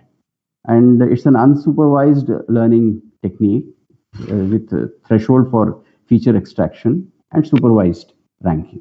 So that in a nutshell is the stacked encoder technique. And we used it for prediction of all India summer monsoon rainfall. And the combined predictors, we used various predictors, which included SLP, SST, air surface temperature, winds at various levels. And the best combination we found was when we combined sea level pressure with SST, and then the error we got was 2.8, which compares quite well with the IMD's statistical operational models. And we found that it is quite better than most statistical models, and its skill is comparable to that of the numerical models. We also tried to use it for the early part of the monsoon and later part of the monsoon, and also for regional monsoons, that is each of the homogeneous regions. And so we found that when we did for the early part of the monsoon, which is June and July, and late part of the monsoon, which is actually August and September, the errors were 6.1 and 4.9 respectively when we were doing these predictions in April. For early part, it was 6.1, and for the later part of the monsoon, it was about 4.9. And it also compares favorably with the IMD models for both early, late, and regional monsoons. And this is the data that comparison with the IMD model with the stacked encoder model that we have used. And you can see that it seems to hold pretty good promise in doing both on regional scales as well as on the finer temporal scales. Another area where we looked at was on prediction of ENSO and Equino using stacked encoder. And I don't need to kind of introduce you to ENSO or Monsoon, Equino. Equino is the equivalent of the dipole, the atmospheric equivalent in some sense, though not it is one-to-one between the oceanic dipole and the atmospheric equino, which is the equatorial Indian Ocean oscillation. Sometimes there is more clouding on the western side of the Indian Ocean, which we call as a positive equino event, and then sometimes there is more clouding on the eastern side, which is a negative equino event. And quite often they might go together with the oceanic dipoles, but it's not necessary that there is a one-to-one correspondence to that. And when we did for ENSO, we found that the prediction with correlation coefficient of about 0.87. And this is the first possible model, I think, for Equino. And here is a comparison for our method, which is here with the mean errors, with the various established models, which from various places, including NASA, JMA, etc. And you can see that the error is perhaps quite low, or perhaps the lowest, when it comes for JJA prediction with a couple of months lead. And this is also for JAS predictions, and it's pretty good, though there are other models which are doing much better than our autoencoder based technique. This is the prediction for JJAS for ENSO, and the correlation is this, and these are the other parameters such as correlation, sensitivity, specificity, precision, etc., etc. In the interest of time, I'll skip it, but what I would like to say is the values are looking quite respectable and we think that it holds pretty good potential for being used for both for ENSO prediction. We also tried it for Equino. Is perhaps the first model for Equino prediction, and it's done with a prediction lead of about 6 months. And these are the various parameters, comparison parameters, you could say, that it has a correlation of 0.88. That's the temporal correlation of 0.8, and this is for various months. And the F1 score is pretty good if you look at it as detecting whether it's the right kind of an Equino or not. It seems to be doing pretty well, and I'm sure this holds potential for doing more predictions, and we could certainly improve it further as we go along. So this is a monsoon at a subseasonal scale, that is intra-seasonal scales. So we used LSTM, long short memory techniques, and sequence-to-sequence matching models, which are capable of capturing long-distance temporal variation and used to predict monsoon at subseasonal scale. At subseasonal scale, we are interested in cycles of active and break. As we know that long breaks could result in droughts. We also used CNN, which assists in considering the spatial relationships between the various climate variables. We found this is a comparison with various other ML models, and we found that the error was least when we used our technique, and this is another way, the F1 score classification. When we looked at prediction of active break spells, the only other work which we had seen with machine learning kind of a technique, which is also path breaking in it, when it was done, was the self-organizing maps, and the skills are comparable, especially for normal and active scale. But it's, the CNN, convolution neural network, seems to be doing a bit better than the self-organizing maps work. But still, we still have some way to go before we can say that it can be used operationally. Another area where the machine learning is becoming very important, and actually in IITM also we are working on it to use different downscaling techniques to do prediction for solar energy. And here is one technique which was not done here but elsewhere by my postdoc, and it's a CNN-based method which added attention. The prediction of solar irradiation, as we know, is pretty important, and so we used a convolutional neural network, CNN, which are capable of extracting features from data that have local spatial relations. We also added dilation to the CNN kernel so that we could have longer range dependencies built into it, and an attention mechanism that compels the model to focus on the different parts of the input that could have a bigger impact than the rest of it. And these are for the city of Boulder, and with 3 hours lead. So we find that the errors are fairly large in spring and summer, but lower in fall and winter, and it does better. These are the errors that we are talking of. So the CNN model seems to be doing much better. If you just look at persistence, then the error is much smaller in CNN. But if you look at smart persistence, where you kind of add additional data to persistence, then it's still doing better. But I think there is still some way to go before we can say that, okay, it's a very useful model. Another area which is being very commonly used, where AI/ML can be used, is downscaling. Downscaling, as you know, is kind of using large-scale models to provide climate predictions at finer scales. It's very useful for stakeholders to provide information at finer scales, especially when you're looking at a climate change scenario. And a variety of machine learning algorithms like ANN, LSTM, multilinear regression, support vector machines, and etc. are being used for downscaling. And we used it, this was quite some time back, maybe more than 10 years back, when we tried downscaling using the support vector technique, and the data was from climate change. I think at that time it was the CMIP3 or the CMIP4 data, which we tried to kind of downscale to a river basin in northern Karnataka, which is the Malaprabha river basin. And the climate change scenario we used showed that with increase in different, in the climate change scenario, there would be an increase in rainfall in the Malaprabha basin. So if you look at future directions where we can use it, one of them is weather at higher resolution.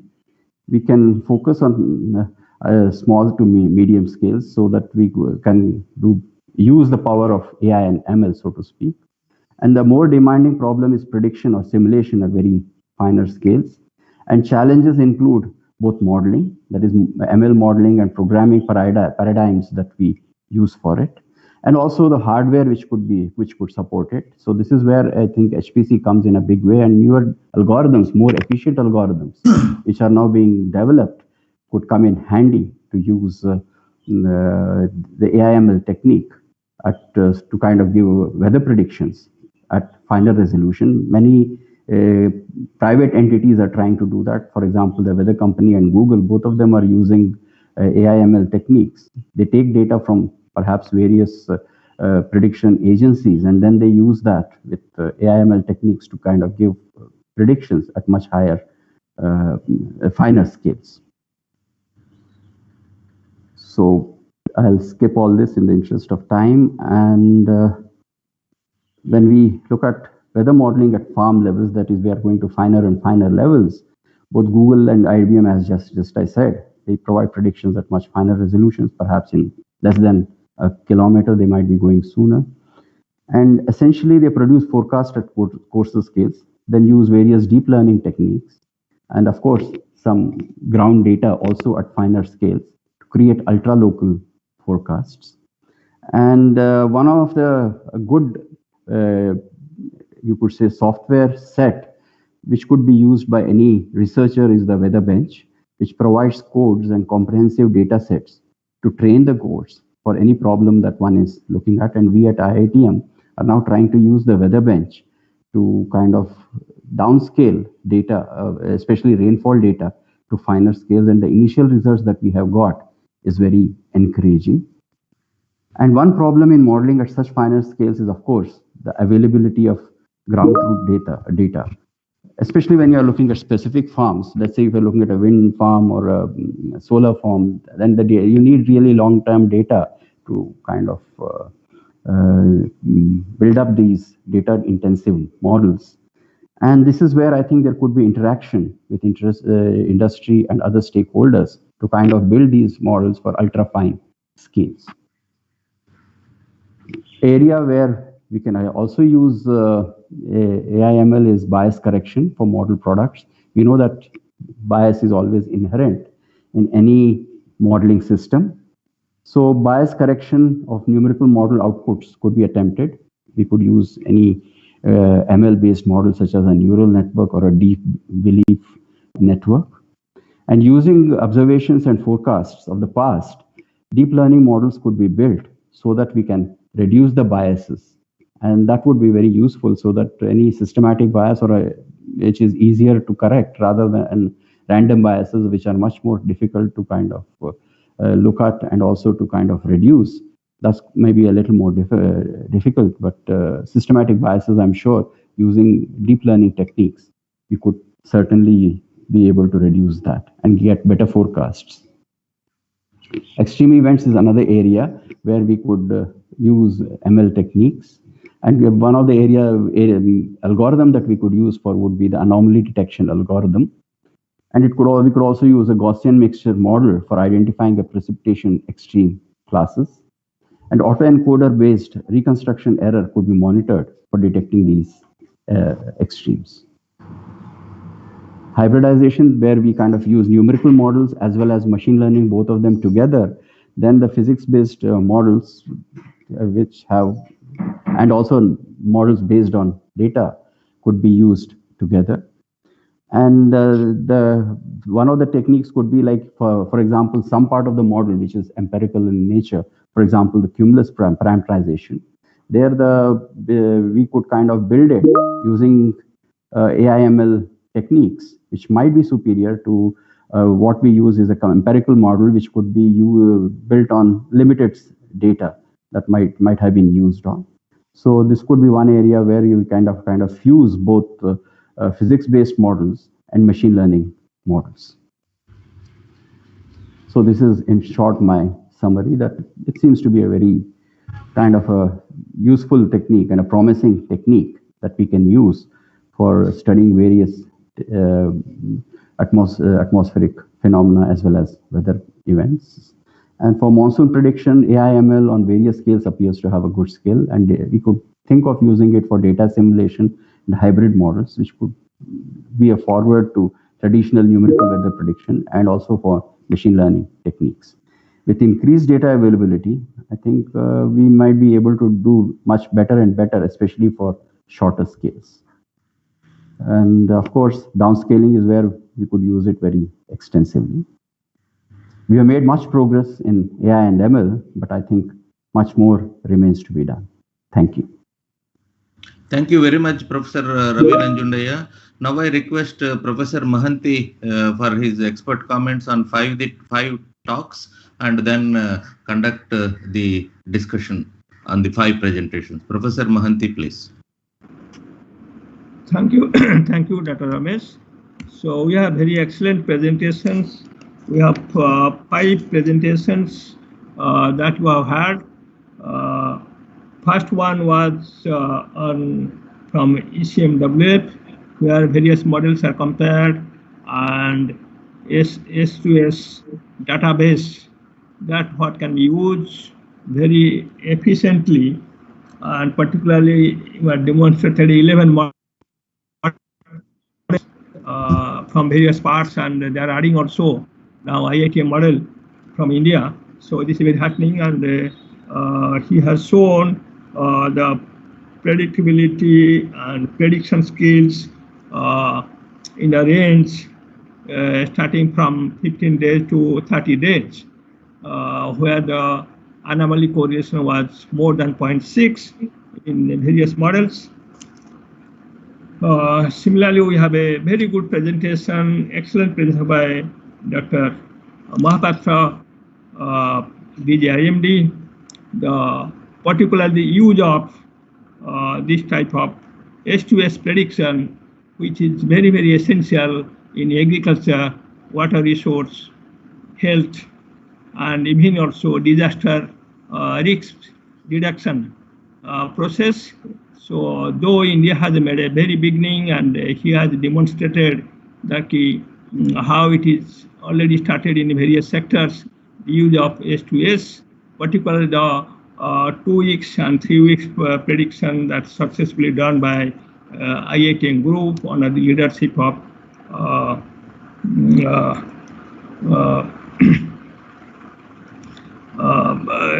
that he showed that this prediction is very, very promising, and India have to go a long way, and particularly use this technique, and particularly meet the users' aspirations.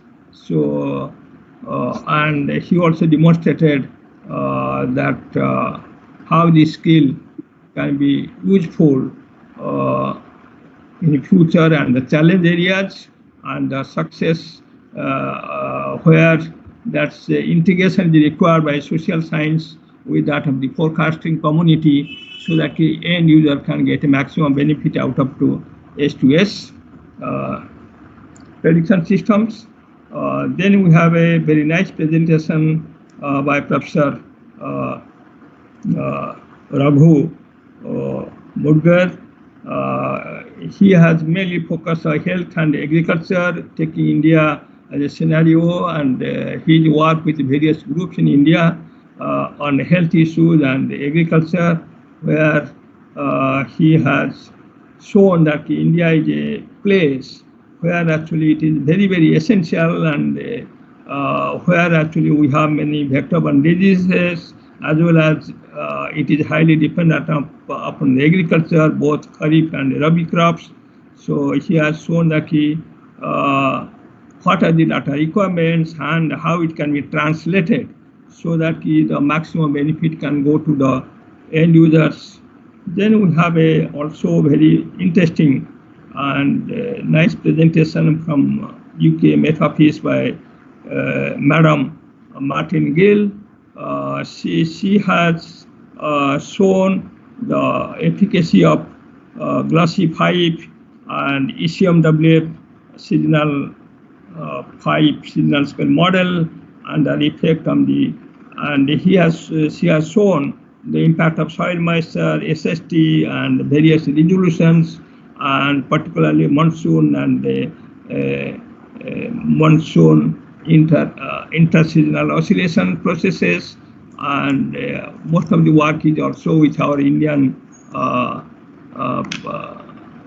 participating scientist, and that's a very interesting talk he has presented. And we have also the use of technology. Final presentation was by Professor Ravi Nanjandaya, Director IITM. He has demonstrated the techniques or technology that is used in S2S, and he has shown various technology that is like ML or AI ML techniques that needs a lot of data, but that can be used in various sectors, starting from data assimilation to that of the bias corrections, downscaling processes, and deep learning technique, how it can be used so that even extreme weather events and can be predicted very successfully, and hybridization technique where both dynamic and AI can be extensively used in data assimilation and weather to that of the climate prediction. So all the talks are very, very innovative and very interesting, and shows a lot of challenging tasks and before us, because these are the areas where we have the successes to certain stage, and there is a lot of future is there, and even that Professor Ravi has shown that how ENSO and Equino can be predicted so accurately, 0.87 to 0.88 correlation. That is very heartening, and that can be applied to the monsoon and its variability. So I think all these talks are really very challenging and very interesting and path-breaking, and it will be really very helpful to our young scientists and to encash the way actually we have made success from short to medium range, which was a question in the 90s and 19th or last century, that how we can improve the short and medium range forecast for tropical cyclones, heavy rainfall, and so on, and where large success has been achieved. And you all know, and now actually the next challenge is how S2S, that is 2 weeks, 2 months. So that is now really slogan. It is a very challenging task, and I think the success in this will be definitely bring a country like India, where our people a lot of depend upon the agriculture, water resource, health, and so on. So this will be really very useful, at the same time challenge to our young scientists. So I don't want to take more time because we have a lot of questions. I think Dr. Ramesh, you can see few questions which can be really very urgent, needs answer. Otherwise, perhaps we can pass on this thing to the speaker. Most of the questions are answered by the presenters themselves on the chat box, sir. And I think we can request others to send the questions to the organizers so that they can get the feedback. Yeah, because we have already crossed the time given to this particular session. Let us thank the organizers for giving this opportunity, and also congratulate Dr. Sahai for his grateful contributions and memorable path-breaking contributions for extended range predictions, operational services contributions in extended range. And over to you, sir, for your final remarks. Yeah, Dr. Sahai, actually my heartiest congratulations for initiating this work of 2 weeks prediction. Actually, that is really a path-breaking, and that generates not only many young scientists in the country, but that shows the way that extend range prediction, that how it can be useful, and you have started operationally the prediction. It was very challenging at that time. I know that anything you start new, that is very challenging. Even I remember in '93 when a medium range forecast was given to IMD, then they told, okay, we'll see it and throw in the dustbin. That was the remark by that time, then DG. And now you can see that the medium range forecast is really so nicely forecasted, the tropical cyclone, many things. Same way S2S forecast, when Dr. Sahai started pioneering work, there was a lot of ill feeling or uncertainty, and people are thinking, but now at least 2 to 3 weeks forecast are remarkably achieved, and this credit go to Dr. Sahai and his team of people. Like he has a very good team working on that. I hope that they will continue that area. And same way, actually, I feel like the seasonal forecast is another very important aspect for India, and we can also definitely achieve with the vigor that with MOES is moving, and academy and others are very well participating in this venture. This will bring definitely success to the country. So all the best we say to Dr. Sahai, and also many thanks to the IITM to organizing such event, and which is really memorable, and it started in a very auspicious day, Holi, and it is a colorful function for the country, and I think these colorful things should bring to everybody happiness in the prediction of S2S. Thank you very much. Thank you, sir. Thank you so much. We'll now have a small health break for 15 minutes, and we'll gather here again at 11 UTC, and according to Indian Standard Time, 4:30. Thank you. Thank you.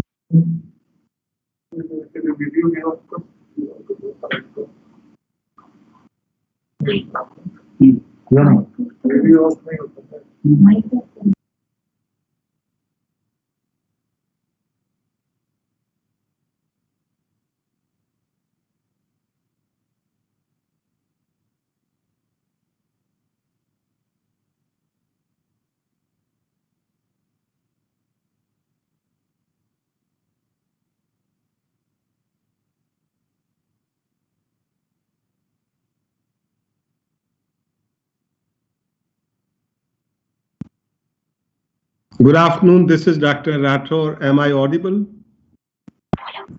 Yes, sir. Okay, thank you very much. I just wanted to check my voice as well as video. So Dr. Rathore Sahab, namaskar. So happy Holi. Sab aapko bhi sabhi ko, and I was just hearing to your comments, very good comments and very good presentations.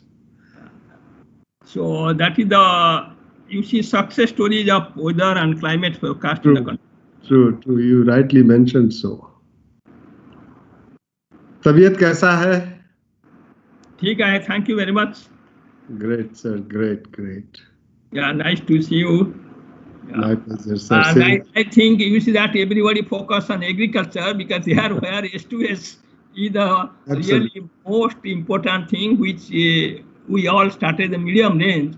Yeah. But now obviously a seamless forecast is required to go to from short medium to that of the S2S, 2 weeks to 2 months. Now under World Bank program, when the agromet service has been started in South Asian country, particularly Bangladesh, Nepal, etc., where also we are trying to push, use S2S. Let's see. Actually, one issue that is the end users. We have to really sensitize the end user. Unless end user is really willing to, as you rightly mentioned, that I am used to throw and believe in 91, the kind of product which was given to me by NWP community, and even the information producers used to, they were not having that confidence, but we developed that confidence, and you have to have conviction in the kind of forecast you are generating. So that's very important. Yeah, but I think actually really the grassroots, the all farmers level, there is the thing actually. We have to do a lot of, as rightly Dr. Mahapatra told, to involve the society and social scientists to know the real need of the farmers. And this is the next green revolution is really that weather and climate prediction in application in agriculture. Absolutely, absolutely, absolutely. There's a great potential. Great, sir.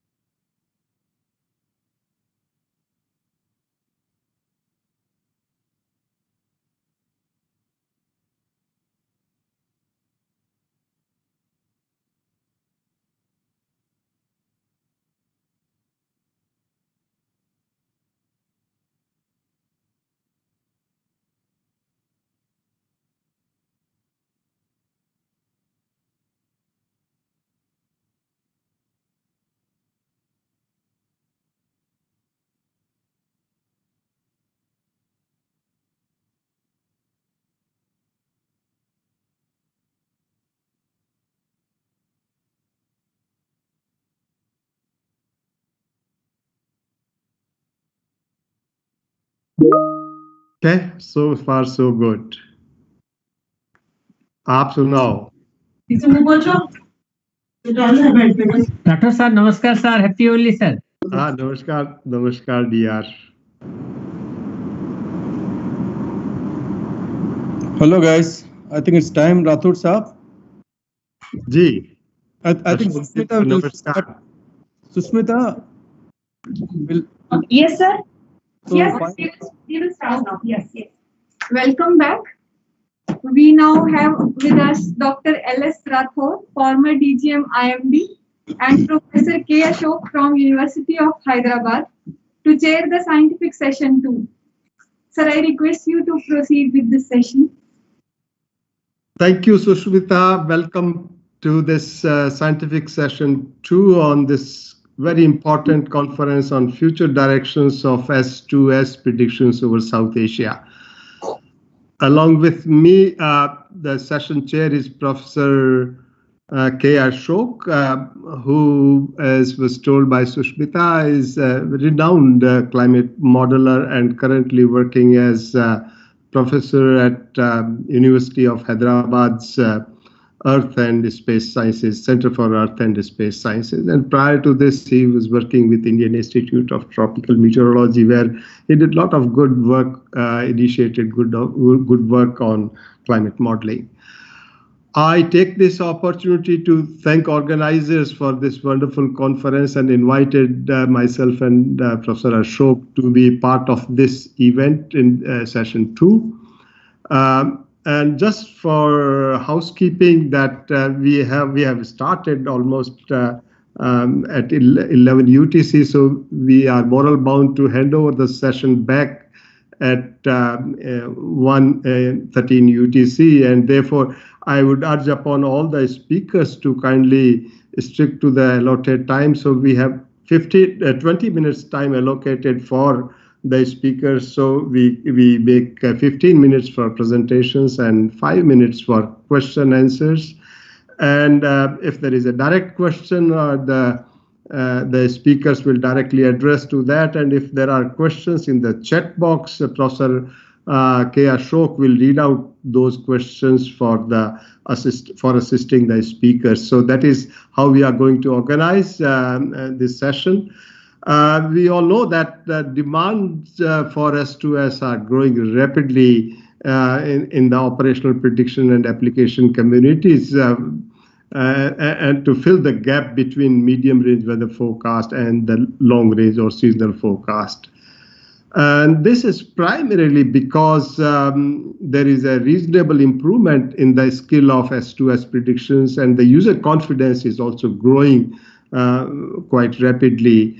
So therefore, there is a growing interest in scientific, operational the forecasters and the application communities in using forecast in this temporal ranges. And we can also see a good potential for improving the forecast skill in S2S time range, and therefore the future seems to be quite brighter because various efforts are being made. These efforts, R&D efforts at national, regional, and global scales are concurrently done, and there are about a dozen places where the advanced work is being carried out, and the efforts have been made to have a very good climate prediction centers, which is addressing to S2S prediction range. At the global level, the WMO has also launched WWRP, WCRP, and so many other efforts, which includes creation of extensive database and reforecast from various operational centers, about a dozen centers, 11 centers, and also the coordinated modeling and doing work on assessment of their skills at the global level. The efforts also include Thorpek's interactive grand global ensemble, that is TIGI database, which we earlier working for medium range weather forecasting, and the ultimately leading to good enhancement in the prediction skills. But though there is a good improvement in S2S prediction range, yet a lot of work required to be done for further improvement and to enhance the user confidence. We have a very wonderful session. We are listed 6 speakers in this session. All are very renowned and have contributed significantly on various components of the extended raised to S2S modeling. And our first speaker this morning or afternoon is Dr. Andrew Robertson, who is very well known to the community. I don't need to give any introduction for Andrew, and he's working at IRA and one of the few who has really given heights to the subject of subseasonal rainfall predictions. And today he's going to talk on rainfall predictability type of over the South Asia and other global tropics. Over to you, Dr. Andrew. Thank you very much, Dr. Rathore, for the kind invitation. Can you hear me okay and see my screen? Yes, you are very loud and clear. Okay, wonderful. Thank you very much. And thank you to the organizers for the kind invitation. So this is some work done by Professor Vincent Morin at the University of Aix-Marseille in France, and myself.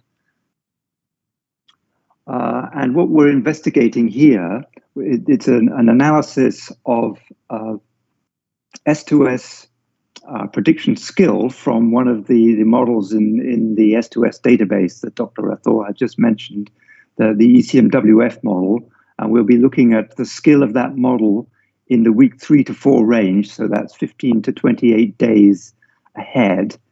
And our goal here is to compare that with observed estimates of skill that we can derive just from looking at observed data itself. So the hypothesis is that the skill variations in monsoonal precipitation over tropical land can be understood to some extent just by looking at observed daily rainfall characteristics, and in particular the spatial scales and the daily intensities that are observed. So we analyze ECMWF model reforecasts, as I mentioned, and what we do, and we together with observations from GPCP. So I'll do that in the first section of the talk, and then I'll go on to show you a product that we've developed at the IRI from the NOAA SubX multi-model ensemble, a real-time map room of weekly and bi-weekly precipitation and temperature forecasts, and I'll show some examples over South Asia. So methods and data, as I mentioned, we're using the GPCP 1 degree daily product for our observed rainfall data, and the S2S reforecasts from ECMWF model, and this is for the time period 1998 to 2017. So we'll be looking at the skill, a correlation skill using Spearman correlation for these week 3 to 4 2-week averages. We'll look at potential predictability in terms of the anomalies of each individual ensemble member. There are 11 versus the ensemble mean. And then I'll show you an analysis using a k-means cluster analysis of what we're calling here rainfall predictability types, which are regionalizations of this observed rainfall analysis that I'll be presenting. So first of all, turning to the model skill, what we're seeing here in these graphs is the Spearman correlation at the top of the ECMWF product. So this is for all the calendar year, all year round, but dry seasons are excluded. And the red areas have high correlation, the yellow less. And what stands out, as we all know, is that precipitation tends to be the skill in the S2S range tends to be much lower over land than it is over the ocean. And we can see, particularly over South Asia, that it's small. So these are very small anomaly Spearman correlations here in the range of 0.1 to 0.2. So our goal is to better understand why that is here. In the bottom map, we see the potential predictability. So this is the model's own skill at predicting itself, using the ensemble mean to predict individual ensemble members. And we can see that while there is a decrease over land, it's less severe than what's seen in the skill itself. So skill generally low over land, including South Asia in particular. Potential predictability unsurprisingly exceeds the skill, and the pattern correlation between these two these two maps is 0.72. So let's turn now to the analysis of observed daily rainfall. So this is not using any model forecast products at all. It's just looking at the characteristics of observed rainfall. And what's shown here are the spatial scales of bi-weekly observed rainfall anomalies. And in particular, the color is indicating the size of the area, the extent around each grid point where the Spearman spatial autocorrelation is exceeding 0.37. So that's the extent to which it drops to 1 over E. And we can see that this is in 10 to the 6 squared kilometers.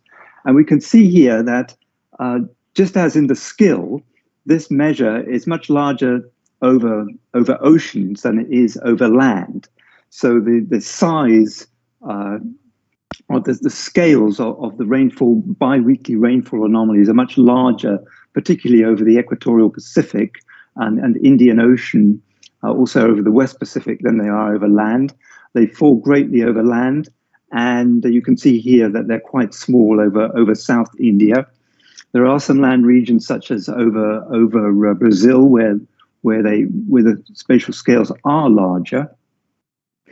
And if we were to make a pattern correlation over over land with the skill that I showed in the previous map, you will see that there's actually quite a strong correlation between this pattern just from the observed rainfall itself and the model skill of 0.48 over land areas. Over the entire global tropics, it's 0.7. So spatial, just to resume, spatial scale of biweekly observed rainfall anomalies are generally much lower over land than ocean, and that the patterns of observed rainfall scale and model skill are strongly associated. So our hypothesis is that the reason that we see lower skill over land in S2S reforecast of precipitation is because the spatial scales of rainfall variability are smaller over land. So to understand that further, what we've done is to make an analysis of observed daily rainfall characteristics. And I've plotted 6 of those here. In the top left, this is the size of individual rainfall events, if you will, a daily wet patch size where it rains over 10 millimeters per day on a daily basis. And you can see here also that this is dropping off over land compared to what it is over the ocean. Another one here is the mean rainfall intensity, so the amount it rains on rainy days in the observations. We can see here in contrast that over South Asia, this is very, very high here. It's one of the places with the highest rainfall intensities in the world. In the 4 bottom maps, what I'm showing here is the variance, the daily variance of rainfall at each grid point partitioned into different frequency bands. So this is the interannual fraction. It's just a few percent, very, very, very, very small amount on a daily basis over South Asia. These are the intraseasonal bands, the 20 to 90 and the 7 to 20. And one can see there's much more variance there, as we know, since the intraseasonal oscillation is important over South Asia.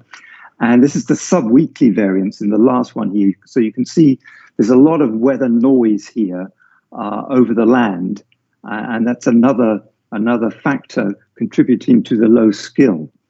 So over South Asia in particular, high intensities and large sub-weekly variability, a lot of contributing to the noise. Daily wet patch size is relatively large over South Asia compared to some other regions such as Africa. And the substantial subseasonal variance. So in the following slide, I'm showing some regionalization of that analysis using a k-means analysis, so clustering the land points according to those observed rainfall characteristics. And we find we've clustered these into six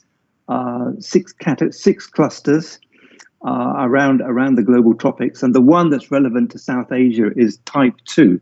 So it's the strongest colors mean that the probability of it being in that type versus another one is the highest. And over the maritime continent and northern Australia, that is all one a different type, for example. So how do those 6 to 7 characteristics look in those different types? What we're showing here is for each of the types, the daily size, the daily intensity, and then those frequency bands. So if we just focus on type 2, where I have the arrows, one can see that the daily intensity values are very high in this rainfall type 2. Interannual variability is less than the average. Intraseasonal is greater than the average, so the average is shown by the dotted line here. So South Asia is a region with very high daily intensities, a larger contribution from the intraseasonal band, and then a somewhat weaker contribution actually from the sub-weekly band here. And the last one here, the spatial scale that I'd shown originally, that's also rather below the average. Potential predictability is near the average, and skill is one of the lowest of the 6 types. So this type 2, this is now in terms of the model skill. The model skill and potential predictability weren't used in this analysis, but we've ranked the different predictability types according to their skill. So in fact, the type 2, which South Asia falls into for biweekly prediction skill in the ECMWF model is the smallest of all of these types, the second smallest except for over Africa. And the reason that this analysis is pointing to is because of the high daily rainfall intensities, that being the biggest factor here that's making it so difficult to predict rainfall at this S2S scale. But we are being helped by the ISO being vigorous over South Asia. So I'll just quickly now, in the remainder of my time, I just wanted to point you to this real-time calibrated multi-model ensemble map room that we have at the IRI. You can find this in our map rooms on the IRI website. We issue these forecasts every Friday. They're based on 3 NOAA models, the CFSV2, the GEFS, and the Esrael-FIM model. And each one of these is calibrated using extended logistic regression. We have this for precipitation and temperature. And what I'm showing you here is an example. You can go back and look at ones from previous times. One issued on the 7th of August, 2020. I chose a good one, naturally. There are many that don't look as good as this. But this is the forecast probability of the most likely tercile category. I'm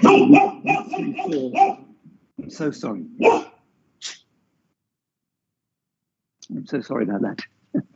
So what the prediction here was for above normal, high probability of above normal rainfall over the northwest here, and if we look at what actually happened, this is the observed percentile for that 2-week period. We can see that that was indeed the case.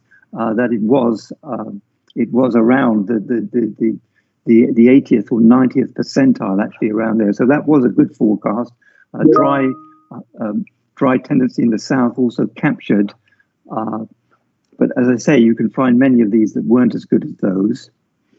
We have some skill estimates in terms of RPSS skill.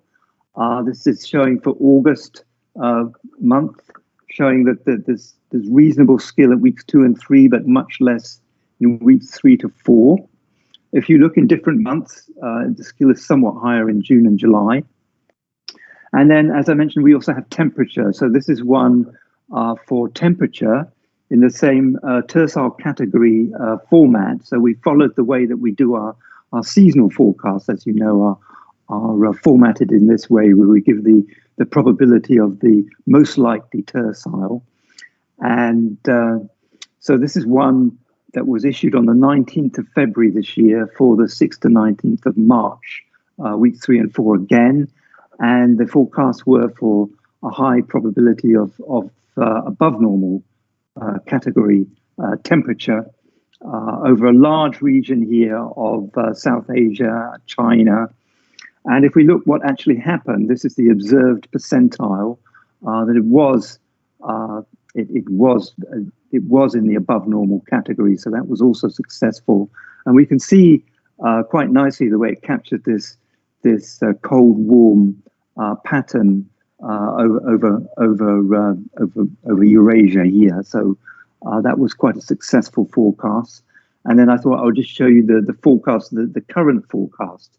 As I say, you can go every Friday and look on the site and see these forecasts. This is the one issued last Friday.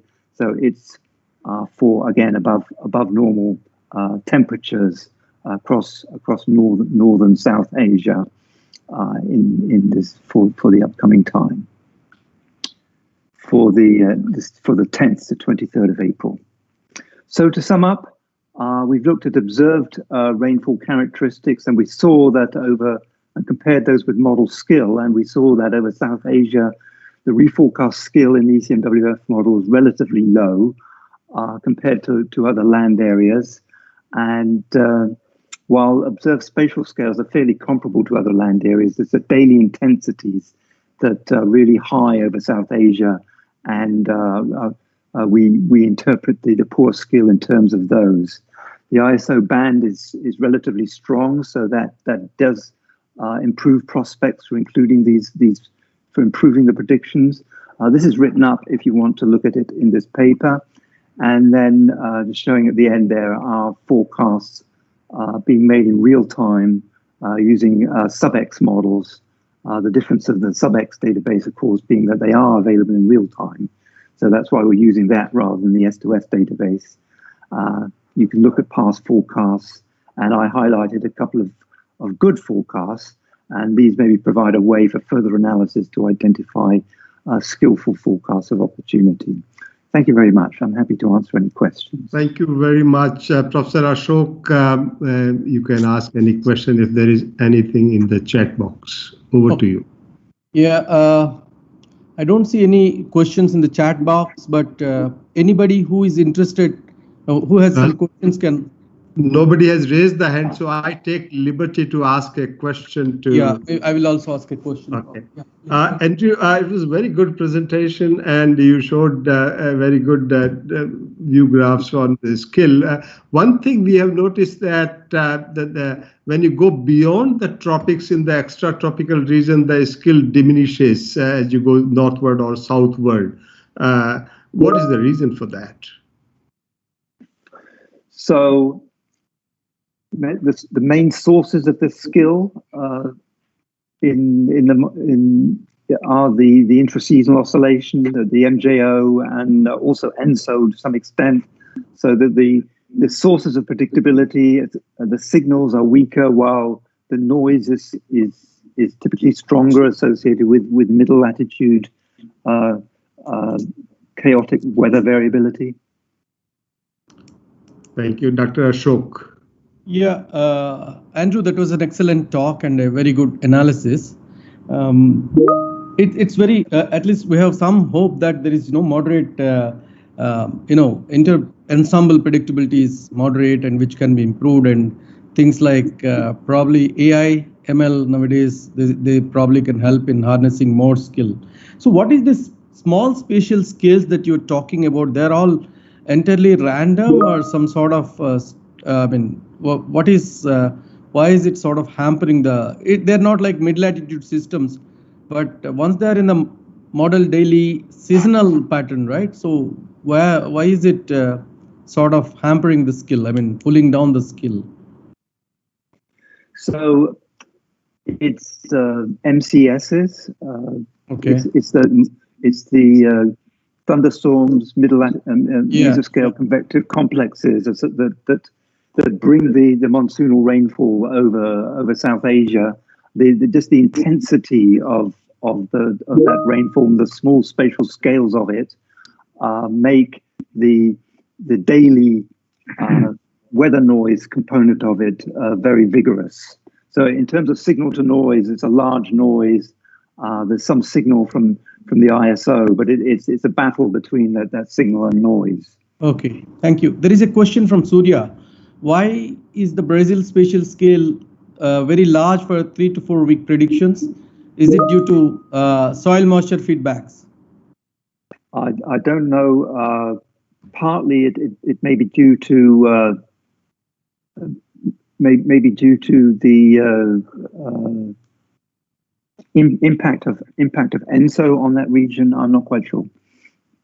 Okay, and Vincent probably responding to Ajay. Oh, Ajay Mohan also has a question. Several questions actually in the meanwhile.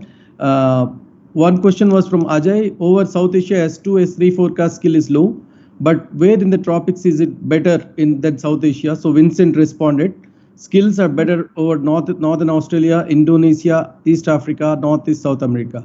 One question that is remaining is how dependent are the clusters and the GPCP or observational data used? Sridham, this is a good question. Yeah. So we tried we tested the sensitivity to including or excluding various of these characteristics, and we found them to be fairly robust. We haven't checked it with a different observed rainfall data set. Thank you very much, Andrew. Very good presentations. I know there will be more questions, but for the time limitations, we have to give a big hand to Andrew for a very good presentation. And we'll now invite Dr. Surya Chandra Rao from IITM to speak on impact of Pacific Ocean SST biases on simulation and predictions of monsoon in coupled models. Over to you, Dr. Rao. So can you see my screen? Yes, very much. Thank you. You can enlarge it. Yeah. Okay. I have done it.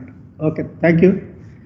Thank you, Rathore Saab and Ashok, for this invitation.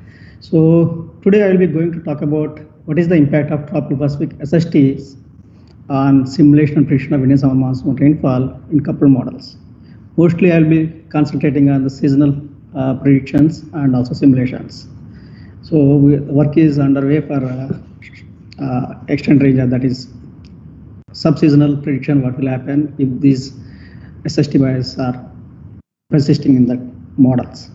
So these are my collaborators, and this is the outline of my presentation. So first I will show you what are the biases of SST and rainfall in coupled models, and what is its impact on simulation of ISMR, and what is its impact on prediction of Indian summer monsoon rainfall, and what are the fixes. How do we fix these problems? Some proposed fixes, that is what I am going to propose.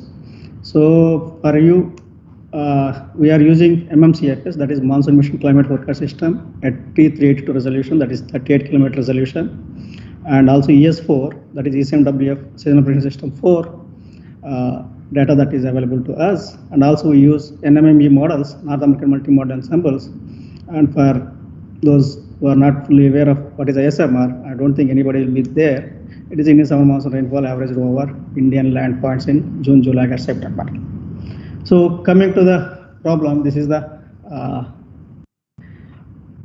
intraannual variability of Indian summer monsoon rainfall taken from Monsoon online website. What you notice is that most of the droughts, at least more than 50% of the droughts, are due to El Nino. And similarly, about 50% of the flood years also are due to land mass. So that makes us to believe that ENSO is the strongest modulator of Indian summer monsoon rainfall. And recently, Pascal et al. 2020 has published a paper. They showed that the June, July, and September, the relation between ENSO and ISMR is strongest, up to about 0.5, minus 0.5. That is what is expected, and not much difference are there with different years. So it is not the first study that actually attributes the SST biases to simulations of monsoon rainfall or other things like first peak tropical cyclones. All these things were attributed to first peak SST biases before, and these are some of the recent studies. Johnson et al. 2020 have shown that the biases in both in Atlantic and first peak can cause a lot of biases in the rainfall over North American continent, and who et al. Have shown that the eastward shift in western North Pacific tropical cyclones was actually due to the Pacific SST biases. So what we look at today is how the ENSO-SMR relation is there in different models and how it will impact the simulation of Indian summer monsoon rainfall and also its prediction skill. So a very good paper has recently appeared, that other by Ram et al. From my own group. So what they have noticed is that if they analysis the SIMI-5 models and look at, this is the ISMR ENSO correlation, this is the observed correlation coefficient, and these are they have grouped the models into 3 different groups, and this is group 1 is the one wherein the models overestimate the ENSO-ISMR relation. In the group 2, they are very close to observations. In group 3, it is almost underestimated. So some models even shows no relation at all. So what is that they have noticed is that in the group 1 models, most of the time the strength of ENSO teleconnections is much stronger in Indian Ocean region. So that's why it is always overestimated. Whereas in group 2 models, you don't see such a picture. Whereas in group 3 models, the extension of the cold tongue or the warm pool during El Nino goes up all the way to the Western Pacific. That is the reason why group 2 models don't get proper ENSO-SMR teleconnections. So that is the reason. So today we would love to see what happens to the prediction scale of the ISMR in Group 1 models. What is the Group 1 is? Group 1 is where ENSO ISMR overestimates the relation. So here, as I told you earlier, we have taken two models. One is MMCFS, our own monsoon mission climate forecast system model, and ES4, that is ECMW system 4 model. We have initialized the model with two different initial conditions, one from February initial conditions, another is from May initial conditions. Same thing is done for both the models. And if you look at the relation between ENSO and ISMR, that is NINO 3.4 and ISMR index, what you notice in observations is that minus 0.36, whereas if you look at both MMCFS model and ES system 4, what you notice is that they are almost double. The correlation quotient between ENSO and ISMR is almost double in these models. That's why we are calling them Group 1 models, wherein ENSO ISMR relation is overestimated.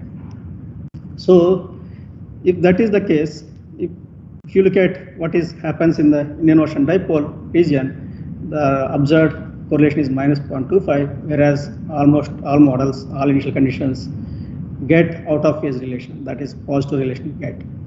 So the question here, what we would love to ask is that what will happen to the skill if ENSO ISMR relation is overestimated in the models? So here what I'm showing is that the mean, standard deviation and skill of these models in different. First here I'm showing the mean and standard deviation. So what you notice is that in ES4, that is ECMW system 4 model, the mean is simulated very close to observations, whereas in MMCFS it is underestimated, particularly with February initial conditions, and May it is not very close, it is trying to come close to observations. So same thing is here. So what is that you have to notice here is that if you look at NINO 3.4 SSTs in this line, second line, so actually there is a strong cold bias in the ES4, about 1 degree centigrade or more than 1.5 degrees, whereas when it comes to monsoon mission CFS, it is very close to observations or slight warming also, you can notice that. So if you look at the skill of these models, that is ISMR, in that ECMW system 4, you notice that the skills are very, very weak. So what you notice is that the skill of predicting Indian summer monsoon rainfall over India during June, July, and September is only 0.16 and 0.27 in ECMW model, whereas in MMCFS model it is much higher, of 0.54 in February initial conditions, whereas when it comes to May IC, both are almost similar. So we try to understand why this happens, even though both ENSO ISMR relation is strong in these two models, but its skill is very different. In fact, ECMW system 4 model shows very weak skill, whereas MMCFS shows very good skill. So then we thought of looking at what are the biases in the model. So here what I'm showing is that SST and rainfall bias in ES4 and MMCFS. What you notice is very clear here, particularly concentrate on this region where Eastern and Central Pacific region, the SST bias in MMCFS, February initial conditions, initialized run is almost close to observations. There is not much bias. And when you go to May IC, the bias increases slightly. But look at ES4 model where it is almost very strong cold bias, more than 2 degrees centigrade.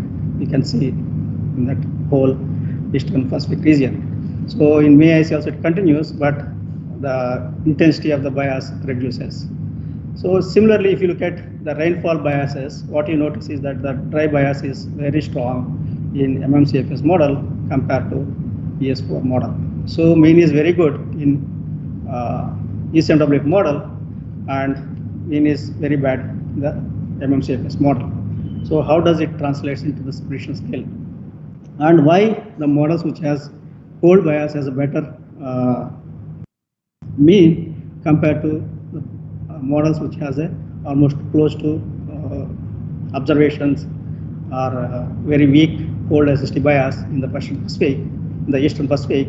So why they have strong dry bias. So that we try to look at by looking at the velocity potential bias at 200 hectopascals in both MMCFS and ES4. And we also noticed that synthesis has also has similar cold bias, strong cold bias. And this is how the velocity potential at 200 hectopascal looks like in the climatology. This is from IITM data set. What you notice is that there is a convergence here and divergence here due to at the surface. So that is normally happens because you have cold tongue here and warm pool here. So there is this one. So actually this pattern is enhanced in ES4 and synthesis F2 models. So that's why the mean is coming very close to observations in these models. Whereas if you look at MMCFS model, what you'll notice is that almost opposite bias. So that tells you that because you have warm SSTs here, so you get opposite bias in the whole teleconnection patterns. Therefore, dry bias is persisting strongly over Indian land mass area. So then what happens to the teleconnections? So whether what I am showing here is that SST bias, whether it reflects in the teleconnections. Here what I am showing is that the standard deviation of velocity potential for this period. So this is the Eurasian observations, reanalysis product. So if you look at MMCFS, it gets almost close to observations, the interannual variability in elastic potential. That means the teleconnections, the internal variability is very close to observations in the MMCFS model. When it comes to ECMW system 4 model, you notice that it is almost underestimated by half. So what happens is that if you have a strong cold bias in the central Pacific and Eastern Pacific, it will try to reduce the internal variability by almost 50%. Therefore, it doesn't translate into the skill. The variability will not be there.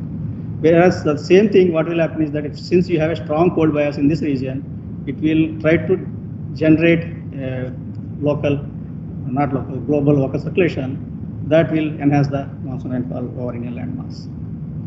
So then we try to look at whether this is only restricted to these models or other models have the same problems. So this table will tell you complete details. Here what we have used is NMME models, and what we notice is that we have grouped into two different groups. One is where you have a strong cold Eastern Pacific biases which are almost 2 degrees centigrade, very close to 2 degrees centigrade, and you have another group of models where you have less than 0.5 degrees cold SST bias. So these two models clearly shows that if you have a strong cold bias, the ISMR bias is very close to 0, less than about 0.5. But when it comes to weak cold Eastern Pacific cold pole, then what you notice is that the bias are very strong, almost 2 millimeters per day.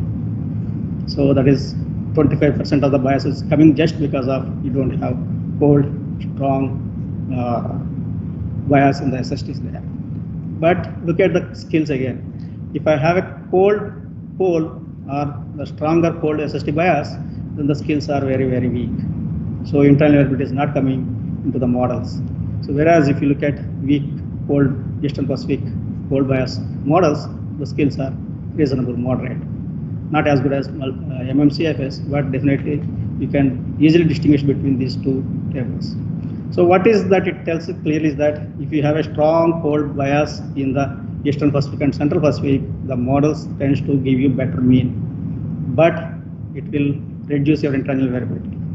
But if you have a very close to observed bias in the models, then it will try to give you very close to observed internal variability. Therefore, it will enhance the skill. So that is what we have noticed. So same thing, you can see it here. The MMCFS, as you can see that it has a strong dry bias over Indian land region. And if you look at weak cold bias models, that also shows very strong dry bias over this region. If you have a strong cold pool, then you don't have much of dry bias over Indian region. So the next question that we would love to ask is that how do we fix this? So we have carried out some interesting experiments. One of my students, he is now a senior scientist at NCMWF, has done an interesting experiments. What he did, he prescribed slabs in different tropical first peak regions. One is Indian Ocean, another is in first peak. Ice slab is where slab model is there active in tropical Indian Ocean, and E slab is where slab model is. Surya, you will have to kindly conclude. So I'm coming to the end. And the control has the full coupling. So what you notice is that if we are using ice slab model, the mean is very close to observations. So whereas the internal variability is reducing. If I am using P slab, that is this model, that mean is very, very less. But so basically what it is telling us is that if I have a better simulations in terms of internal variability, then I should have a very good SST simulations in the first peak. Whereas if I have to get better mean, then Indian Ocean has to come into play. So there is another study by Johnson et al. They suggested that flux adjustment is another way to improve at least mean and to some extent internal variability. So these are the two fixes that can be used. So these are the conclusions. I don't want to read them. And finally, thank you. So what is that Monsoon mission has done so far is that it has at least two strong beliefs that we had so far. So normally what we believe is that short lead times lead to better prediction skill. So at least in the seasonal prediction skill, what we have shown is that longer lead times give you better skills. And now today we are showing that models with better mean don't have to give you better internal variability and better skill. Thank you, sir. Thank you, Dr. Surya. Thank you very much. Dr. Ashok, you have to. Yeah, I have not seen any comments so far. Anybody who has a comment can raise the hand and ask the question directly or type in the question. Is there a comment from anybody? There doesn't seem to be any raised hand. And so thank you, Dr. Surya, for very good presentations. Thank you very much. And with this, I take honor to invite Dr. Ajay Mohan, who is at NYU Abu Dhabi, and he will be talking on extraction and prediction of indices for monsoon interseasonal conditions. Over to you, Dr. Ajay Mohan. You have the floor for next 20 minutes. Can you see my screen? Yes, we can see, we can hear you. Go ahead. Thank you. Is it in full screen or 15 minutes? So there will be some time for questions. Yeah. Okay. Is the screen in full screen? Yeah. Okay. Thank you. Let me take this opportunity to thank the organizers for inviting me to present this work. And let me also acknowledge my collaborators, Sabir Ali, Dimitri, and Andrew Maida from various places in New York University in New York and New York University in Abu Dhabi. Since I've been listening to the talks from the morning, and since there have been a lot of talks on extended range prediction, I'm not going into details of all those things. I will start from the current status of the extended range prediction of monsoon intraseasonal oscillation. I'm calling it as MESOS. So various agencies, for example, IITM, IMD are making extended range prediction of monsoon intraseasonal oscillations. And let me take this opportunity to also to acknowledge Dr. Sahai's seminal contribution here to make this as a real-time for real-time ERP, and also his contribution throughout his career. I understand that he is going to retire. Let me also wish him a peaceful retired life. I hope he will continue in some position and contribute to the science. So coming back, IITM use a coupled model in CFS V2 outputs to make these predictions.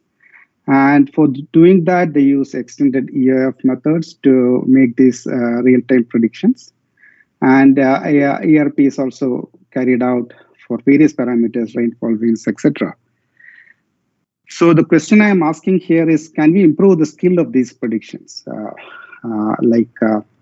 As has been, the processes has been outlined by the two speakers in the morning.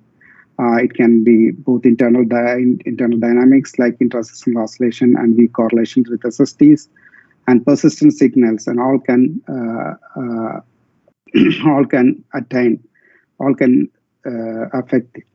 affect the prediction. So what we at NYU Abu Dhabi has done is we attempted to devise two methods to address this problem. I mean, the problem in the sense to address the skill, to improve the skill of these predictions. One is to suggest an alternate method instead of extended EOF methods, which is being currently used at IITM.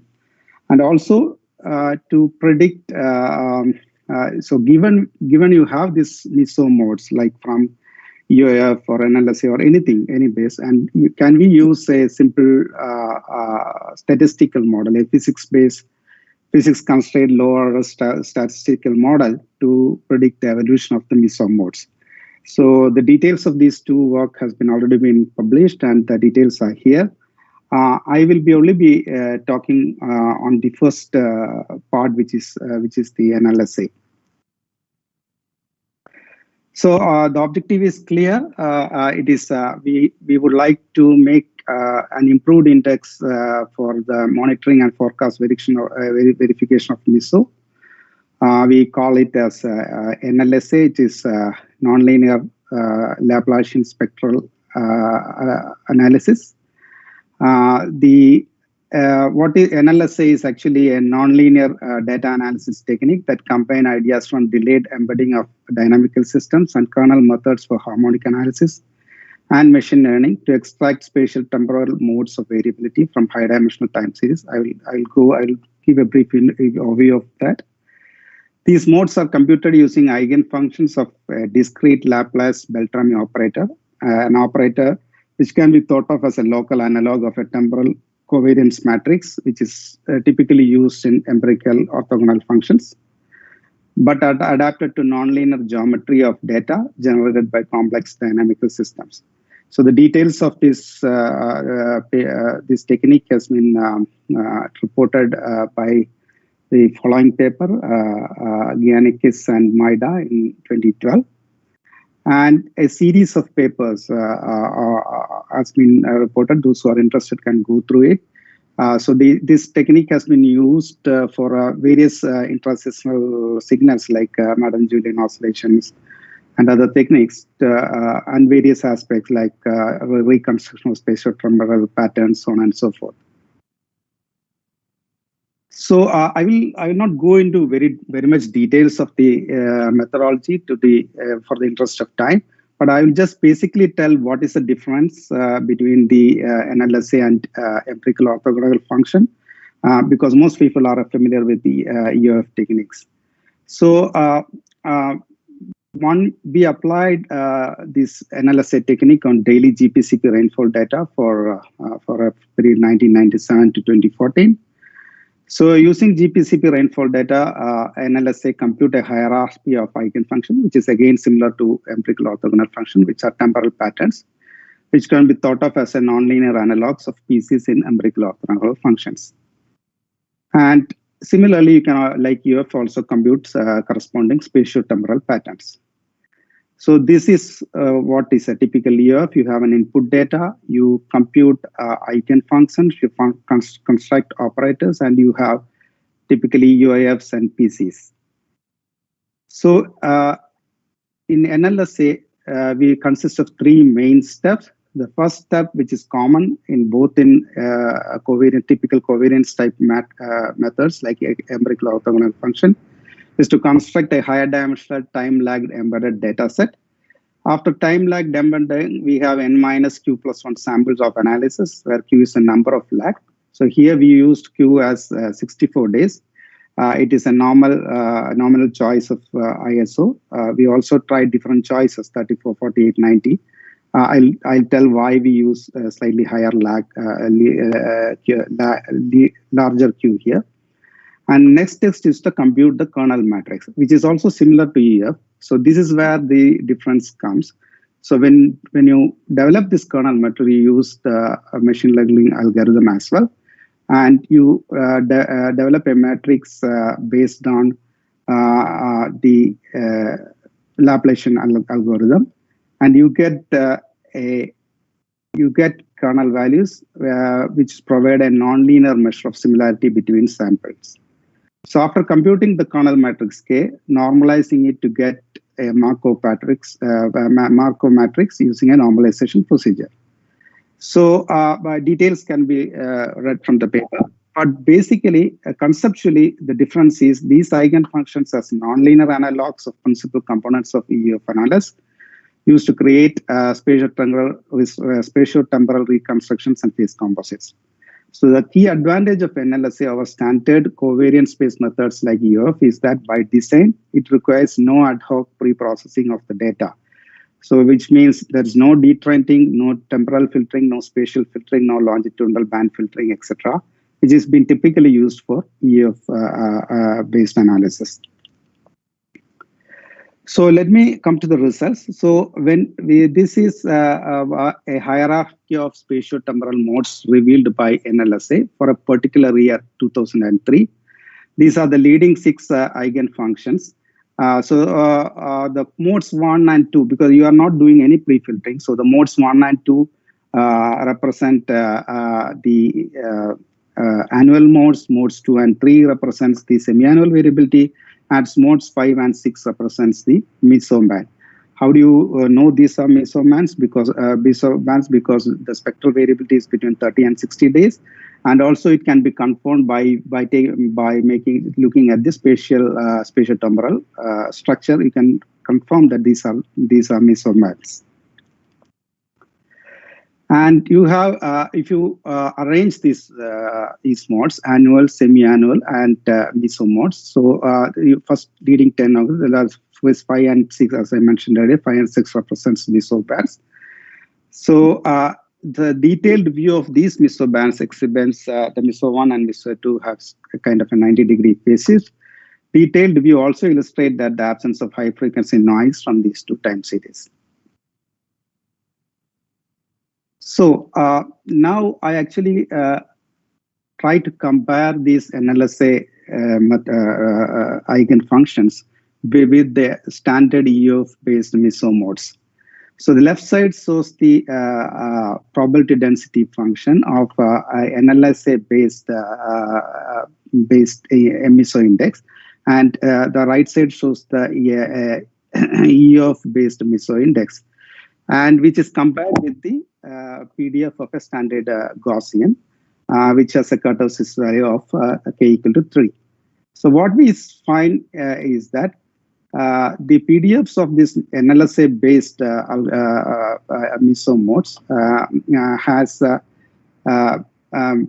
kurtosis value of 7.6 and 3.2, which is significantly higher than a standard Gaussian, which we call that the tails are fat-tailed Gaussian, which means this Gaussian fat tails are a consequence of intermittency. So this non-Gaussity of NLSA meso modes contribute, we believe that this non-Gaussity of NLSA meso modes contribute to the higher discriminating power compared to the classical covariance-based approaches. Now, when you look into the temporal evolution of meso modes, so NLSA and EOF time series are moderately in good agreement. So this the red shows NLSA and the blue shows EOF. Although the temporal evolution of NLSA modes is markedly more coherent, and meso events detected by NLSA tend to be more persistent. And if you look at the spectral power spectra of these modes, you find that NLSA has smaller, this green remote denotes NLSA meso 1, has a higher frequency power than EOF-based EOF power spectra. So when you look, typically you can also regenerate the spatio-temporal structure. And so when you do the spatio-structure and compared to EOF-based, I will come to this point later, what we find that this captures the regional heat sources much better. I'll go further. So this is the composite structure obtained from NLSA. And when we so this again, you might be, this is very familiar figure. You have initiation of convection over inversion, and then the progression towards the continent, and then the subsequent breaking of the subcontinent. So what is so particular here is that there is this regional heat source, and especially over the Western Pacific is captured. When you compare with, this is the right side shows a standard EUF based composite. So what we see here is the quadrupole structure is extended beyond the heat sources, or especially in the peak phase, is extended beyond the date line. So this is kind of further illustrated by showing the fractional variance. Fractional variance is the ratio between the variance of 8 phase composite and the total bandpass faulted rainfall anomalies. So the top panel shows the NLSA meso index, and the bottom panel shows the EUF meso index. So as typical, NLSA yields a realistic variance panel and captures regional centers. Compared to EUF-based variance, NLSA explains larger fractional variance over the Western Pacific, Western Ghats, and adjoining Orange. So the biggest difference actually comes from capturing the Western Pacific heat source. And these are standard techniques like comparison technique, autocorrelation, and cross-correlation. So in general, autocorrelation of NLSA modes are closer to observation than EUF modes, especially at longer leads. And in these, when you do look at the cross-correlation, these correlations exhibit a near sinusoidal behavior with the re-emergence of correlation at 11 days, indicative of a coherent and hence predictable harmonic oscillator. So the short summary is that NLSA retained their memory for a longer period while capturing the dominant spectral peak of meso efficiently. So now the question is, does this technique work on real-time monitoring of meso indices? So what we try to do is we obtained 45-day operational integrations from NSF CFS2, thanks to colleagues at IITM, Sahai, Abhilash, Surya, and also others, to create this hindcast of NLSA, MESO1 and MESO2 indices. I will not go into details of this. There are 25 simulations, 40 ensembles. We use an out-of-sample extension techniques to compute the predicted MESO indices from CFS-V2. And there is also very scope of improving this out-of-sample extension technique. So what we found is that the left side shows the correlation, forecast skills, correlation, and RMSE. The species score of MESO1 and MESO2 exhibit an initial period of persistence to greater than 0.9 values for up to about 10-day leads. Species scores then begin rapid decay, but remain greater around 0.8 for up to 3 weeks. RMSE schemes also show nearly linear increase with lead time crossing 1 ST threshold after 3 weeks. So on an average, NLSA meso indices remain predictable. Wrap it up? To allow some 3 weeks. I mean, like we also looked into some of the 75 hindcast cases. We looked into some comparison. We find that of the samples which we completed, there are some cases are really good, which scales up to 32 days skill. There are 78% are comparatively successful and 22% are comparatively longer. And forecast skill can last spread depending on the initial data. So to conclude, an improved index for real-time monitoring and forecast verification has been devised. We didn't have any pre-filtering technique. This is just unfiltered daily rainfall data, and we use this technique.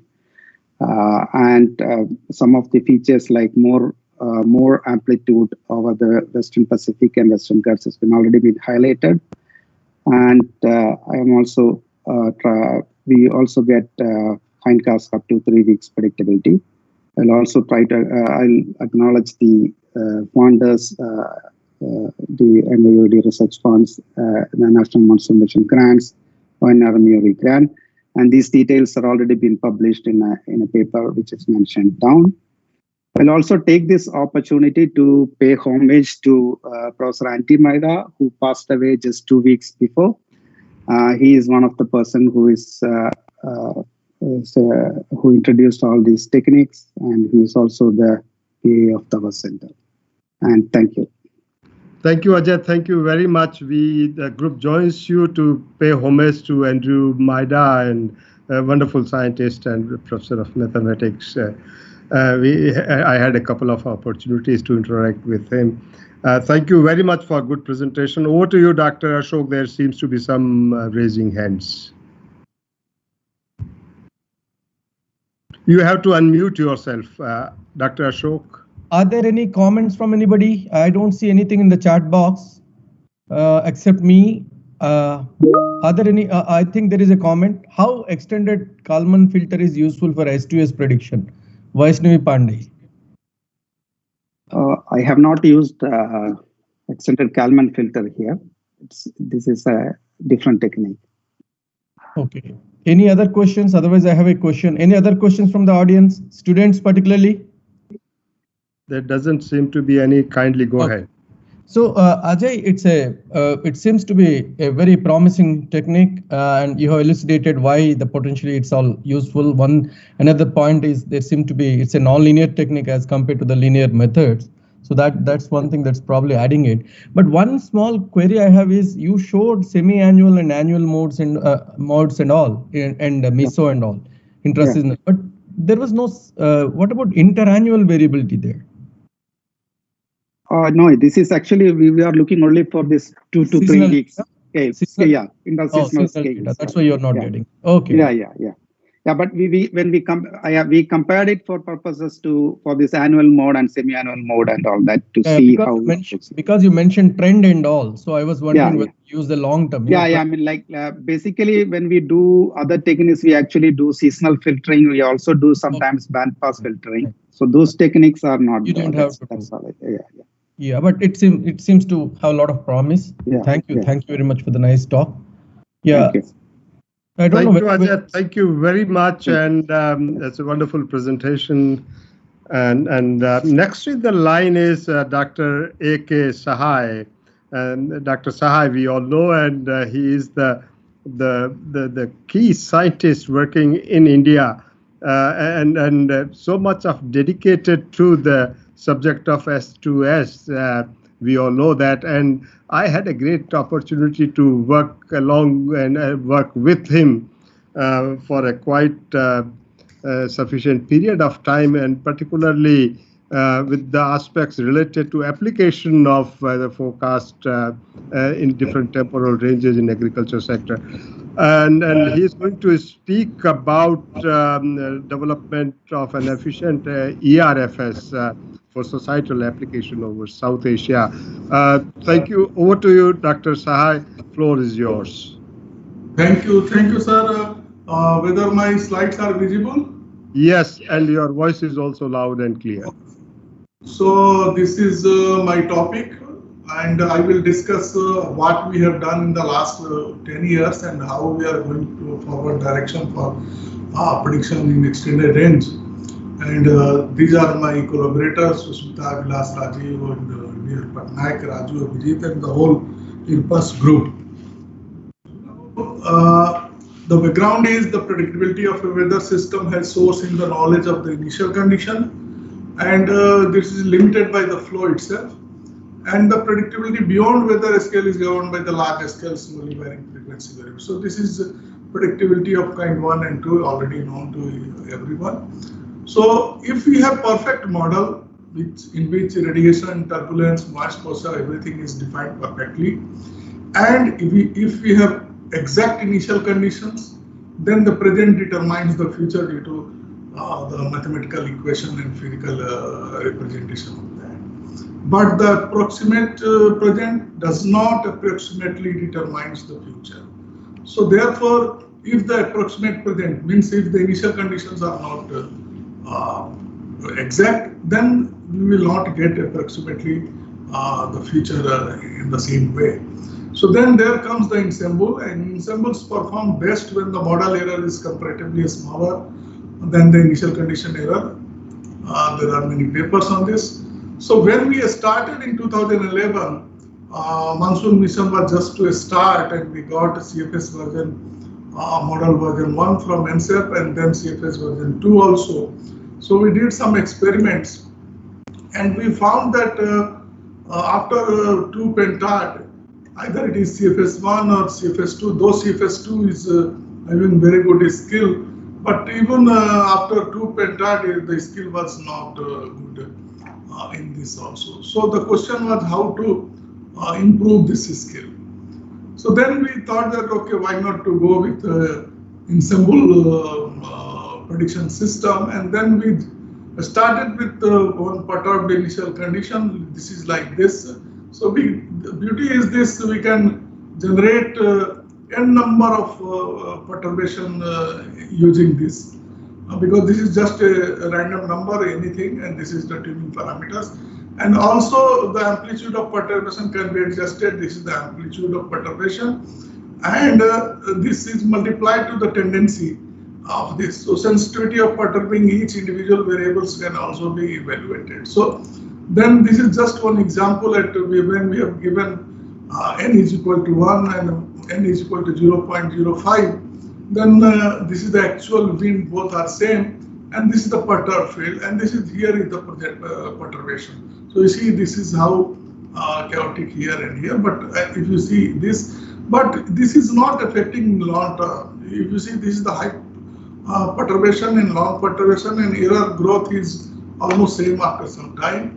But this system was under dispersive, and other thing is rainfall was predictable up to maybe 16-17 days over central India, but wind is predictable more than 25 or 30 days also. So dynamical parameters are more predictable compared to precipitation. Then we again compared, because this was what I have shown you, the control run, and when we did the ensemble mean, so definitely it has there is no much improvement in first and second pentad lead, 10 days lead, but 15 to 20 days lead there is a drastic improvement compared to the only control run. So ensembles have improved this. Then the question was how to further improve, because if you compare with the different pentad lead with ECMWF, and if we are taking CFS now, we compare to earlier the model was T126, now T3, T2 and 126 both. When we compare to ECMWF, the forecast as we go lead time 3, 4, 5, it is much less. So how to improve this skill to make at least comparable with ECMWF? And then we saw that there is a, like Dr. Surchandra has also shown, there is a SST bias, and this is 20-day lead bias. You see, these are negative biases. Some places there are positive biases also. And if you see daily, so there are two different regions, Eastern Equatorial Indian Ocean and Western Indian Ocean. Then the biases are different as we go from day 1 to day 25. So then we thought that why not to remove this bias and run only atmospheric component of CFS. And when we did this, you see here, this is CFS 126, 382. Now this is GFS 126 and 382 when the SST bias is removed. But again, this SST is coming from CFS. And then in longer lead, you see this GFS is becoming very much skillful compared to CFS system. So then we thought that we may combine all these things and see whether it is comparable with ECMWF. And when we combined all those CFS at T126 and 382 and GFS also, it is coming almost equivalent to ECMWF skill. We have also evaluated skill of IITM, our model, and ECMWF system, and in different pentad lead all over the subdivisional scale, and we found that yes, they are more or less comparable to each other. We also compared with UK Met Office Glossy 5 skill from 2003 to 2014. This is the skill, and sometimes UK Met Office is better, but almost you can say that it is comparable. And therefore, why this skill has improved in when we take the multimodal ensemble. So this is the RMSE and spread of MESO indices for CFS T126, 382 and GFS also, but the spread is almost same. Though RMS is slightly lesser in the GFS bias corrected. But when we took the MME, the RMSE also came down and the spread has drastically increased. Ideally, this should be closer to each other. So considerable improvement in MME is contributed from the increased spread, which overcomes the under-dispersive nature of the EPS system. And this system is finally handed over to India Meteorological Department in 2016, and since then it is operational. So initial condition of ocean and atmosphere we are taking from NCMR-WF and INCOIS. Earlier for our experiments we have taken from NSEP. Now we are taking NCMR-WF and INCOIS, and then we perturb these initial conditions, and first we run CFS and then bias corrected GFS, and mean forecast is given for various things: active break, MESO, MGO, heat wave, cold wave, northeast monsoon, cyclogenesis, and it is being used in hydrology, agriculture, and energy, health sector, urban planning, and many things. This is just one example of onset over Kerala. So 11 member of CFS 2. We have seen how each day each member is giving, and then we can give a forecast and also a standard deviation also.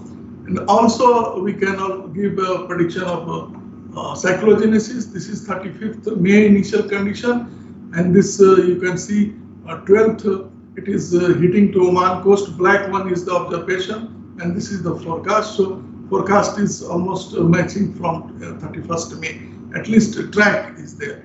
And if again from in the Rovanu case, you can see from 11th May also we were predicting how it will be skirting Tamil Nadu and then going towards this direction. So there are many examples for this, and this is a break spell. You can say no rain during southwest monsoon, and this is the probability, observed probability of no rain during this 5-day period. 1 week, and this is what from different initial conditions we are getting. So up to 4 weeks we can predict that probability of break is there. Means no rain is there, high probability of no rain, and this is the observed high probability of rain in the northeast monsoon, and that also up to 4 weeks can be predicted. And also we can generate district wise, and there is some skill in certain districts and certain states. Heat waves are also being predicted very nicely. So this is the observed, and this is how in this severe heat wave around east coast was predicted. This is the observation very well in this 2015. Similarly, this is the recent forecast of NGO based on 24th March so NGO is going to be very strong in the Indian Ocean and Maritime continent, and then after that, after April 14th or 15th, it is becoming weaker. So this type of forecast we are generating, and so you can see that 2 to 4 weeks lead time forecast of rainfall, temperature, humidity, larger scale indices of intra-seasonal oscillation, SPI, etc. can be generated, and we are generating. And this is finding application in monsoon onset, progression, withdrawal of monsoon, formation of low pressure system, propagation of convective phases, and it is being used in various sectors, as it is shown by Dr. Mahapatra in the morning. And then everything is not well. There is need to further improve it, and therefore these three things, which imperfect initial condition, then horizontal and vertical resolution, and model error. This we have to work on this, and we are another thing is, if the initial perturbation which we have done, and we want to also perturb the physics in the model. So when there will be convection will be weak, then physics, multiphysics will be very useful. So therefore, we wanted to see in the second generation of this with the multimodal, multi-physics option. And we also slightly higher resolution, we are taking up to 15 days. And then after that, we are taking low resolution. So it will give seamless horizontal resolution prediction of different scales. And this is being done for CFS and GFS. We are using two convection and two microphysics. Third also WSM6 also we have started working on that. And this is just the old ERP version 1, and this is the new where CFS and GFS everything is used. So there are only 8 members here. Here there are 16 members, but still you see first week and second week there is a drastic improvement. But third and fourth week together there is not much improvement into that. Then we have further investigated this different zones, monsoon zone, central India, northeast India, and here also we found that third and fourth pentad, especially fourth pentad, multi-physics is not giving better result. But then the problem, where is the problem? And for that, if you see, the CFS is giving better result, and but GFS is giving in the long run this. So for multi-physics, we can exclude GFS, and we can only take CFS, which in the earlier version we were using CFS and GFS combination, but now we will use multi-physics with a different combination in CFS only. And if you see this multi-physics CFS and GFS, so you see this is old ERP and this is the multi-physics CFS only. So almost every year this CFS is having better skill up to fourth pentad, fourth week compared to ERP version 1. And if you see the only CFS, but now we are going to increase this further, the number of members into this, because there are only 2 into 2, 4 members here. So we are going to make more microphysics and more members for this. This will certainly improve in the third and fourth week also. And also we are increasing the doing experiment with increasing the vertical resolution to 127, and this will increase the actually the in the stratosphere more levels, and this will give the interaction which is very much important in the extended range interaction in troposphere and the stratosphere. So this experiment we are doing, but all these things we have to see how we can do, because we are also going for coupled data simulation, and so how many members, how what will be the resolution. So all these things require huge computing power, and we have to adjust with that. And Ministry of Earth Science is again going for 10 times increase or 4 times increase of computing resources. So mostly we will do better things. So far we have seen that extended range ensemble prediction system has a reasonable skill in predicting extreme rainfall events, genesis and track of tropical cyclones at least 8 to 10 days in advance, heat wave, cold waves, MJO, MISO, etc. However, specific temporal errors are noticed in most cases.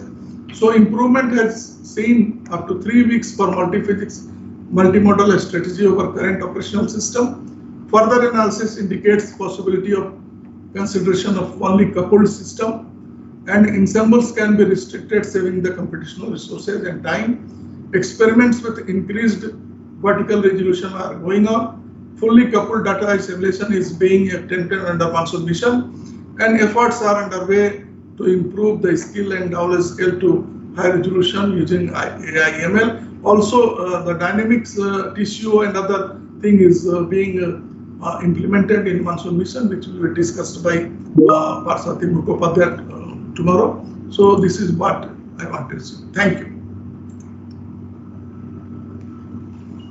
Thank you, Dr. Sahai and Dr. Ashok. You kindly do needful.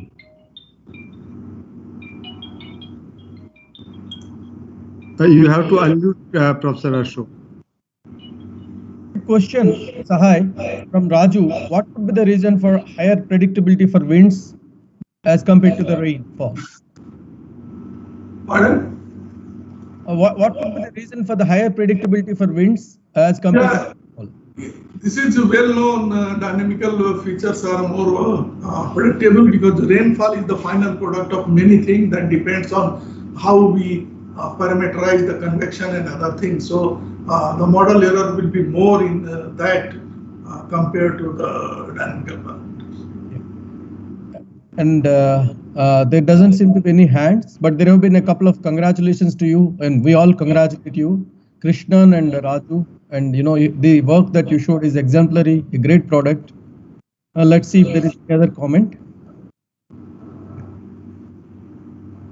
There doesn't seem to be any comment, and therefore let us all give a big hand to Dr. Sahai for a very wonderful. It's a great product, Sahai Bhaiya. Very, very great product.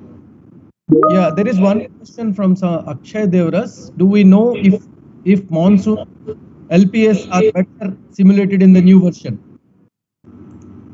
Pardon? Do we know if Monsoon LPS are better simulated, low pressure systems, in the new version? Yeah, I have not shown about the simulation because I have shown about prediction. Yeah, I mean, basically that's what probably he's asking. So prediction is better in the most of the cases, 8 to 10 days in advance, the system generation and this we are predicting. I have not shown you some things because even Uttarakhand event was well predicted in both, and the system even from the 5th June initial condition system which generated in the Bay of Bengal on 12th June, that was well predicted. And even for monsoon withdrawal, one example I can give you in 2013 when there was no monsoon around at 8th of September, and IMD was going to draw that, but then we gave that there will be a system forming around 19th to 20th September, and that will move up to Rajasthan, and that happened also. So IMD has stopped giving this withdrawal forecast for that. So there is a good skill in the predicting of the system. Once again, let us thank Dr. Sahai, and because of the time, I request to directly interact with Dr. Sahai.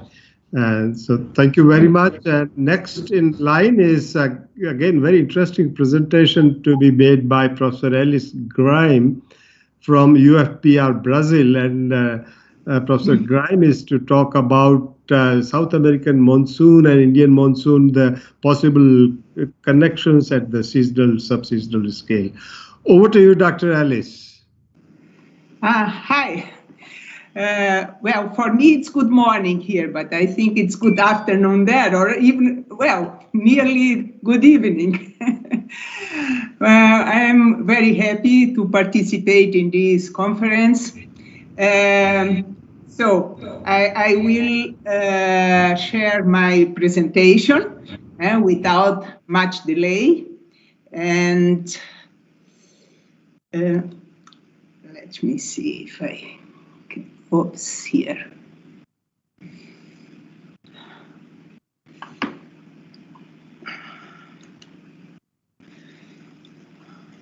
Alice, make it full screen and rest is all visible.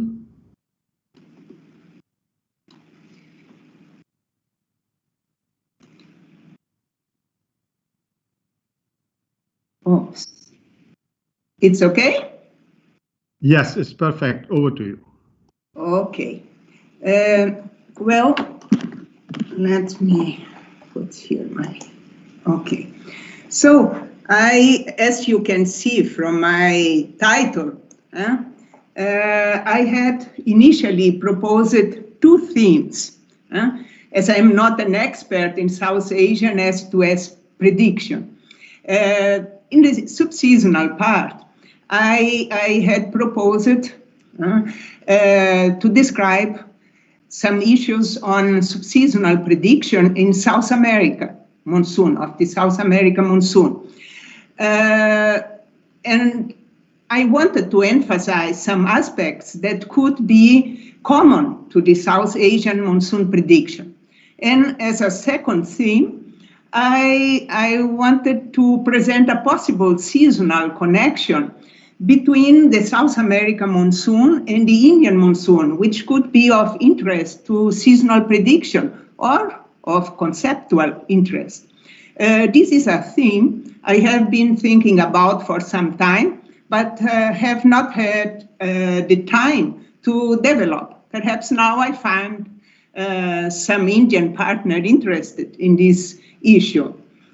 As I think most of you are probably not that interested in the subseasonal prediction of the South American monsoon, I inverted the order of my presentation and will start with the second theme, since I will not have time to present both in 15 minutes. If I have 5 minutes left at the end, I will just summarize some conclusions on the subseasonal part and give you 2 recent references that you can consult in more detail. So let's start with this theme, a possible seasonal connection between South American monsoon and the Indian monsoon. So what I am showing here is an exploratory study, very, very preliminary. As you all know, several studies have shown a connection between the snow depth, snow cover over the Eurasia in winter and the following Indian summer monsoon rainfall. Here I listed just a few of them among many others.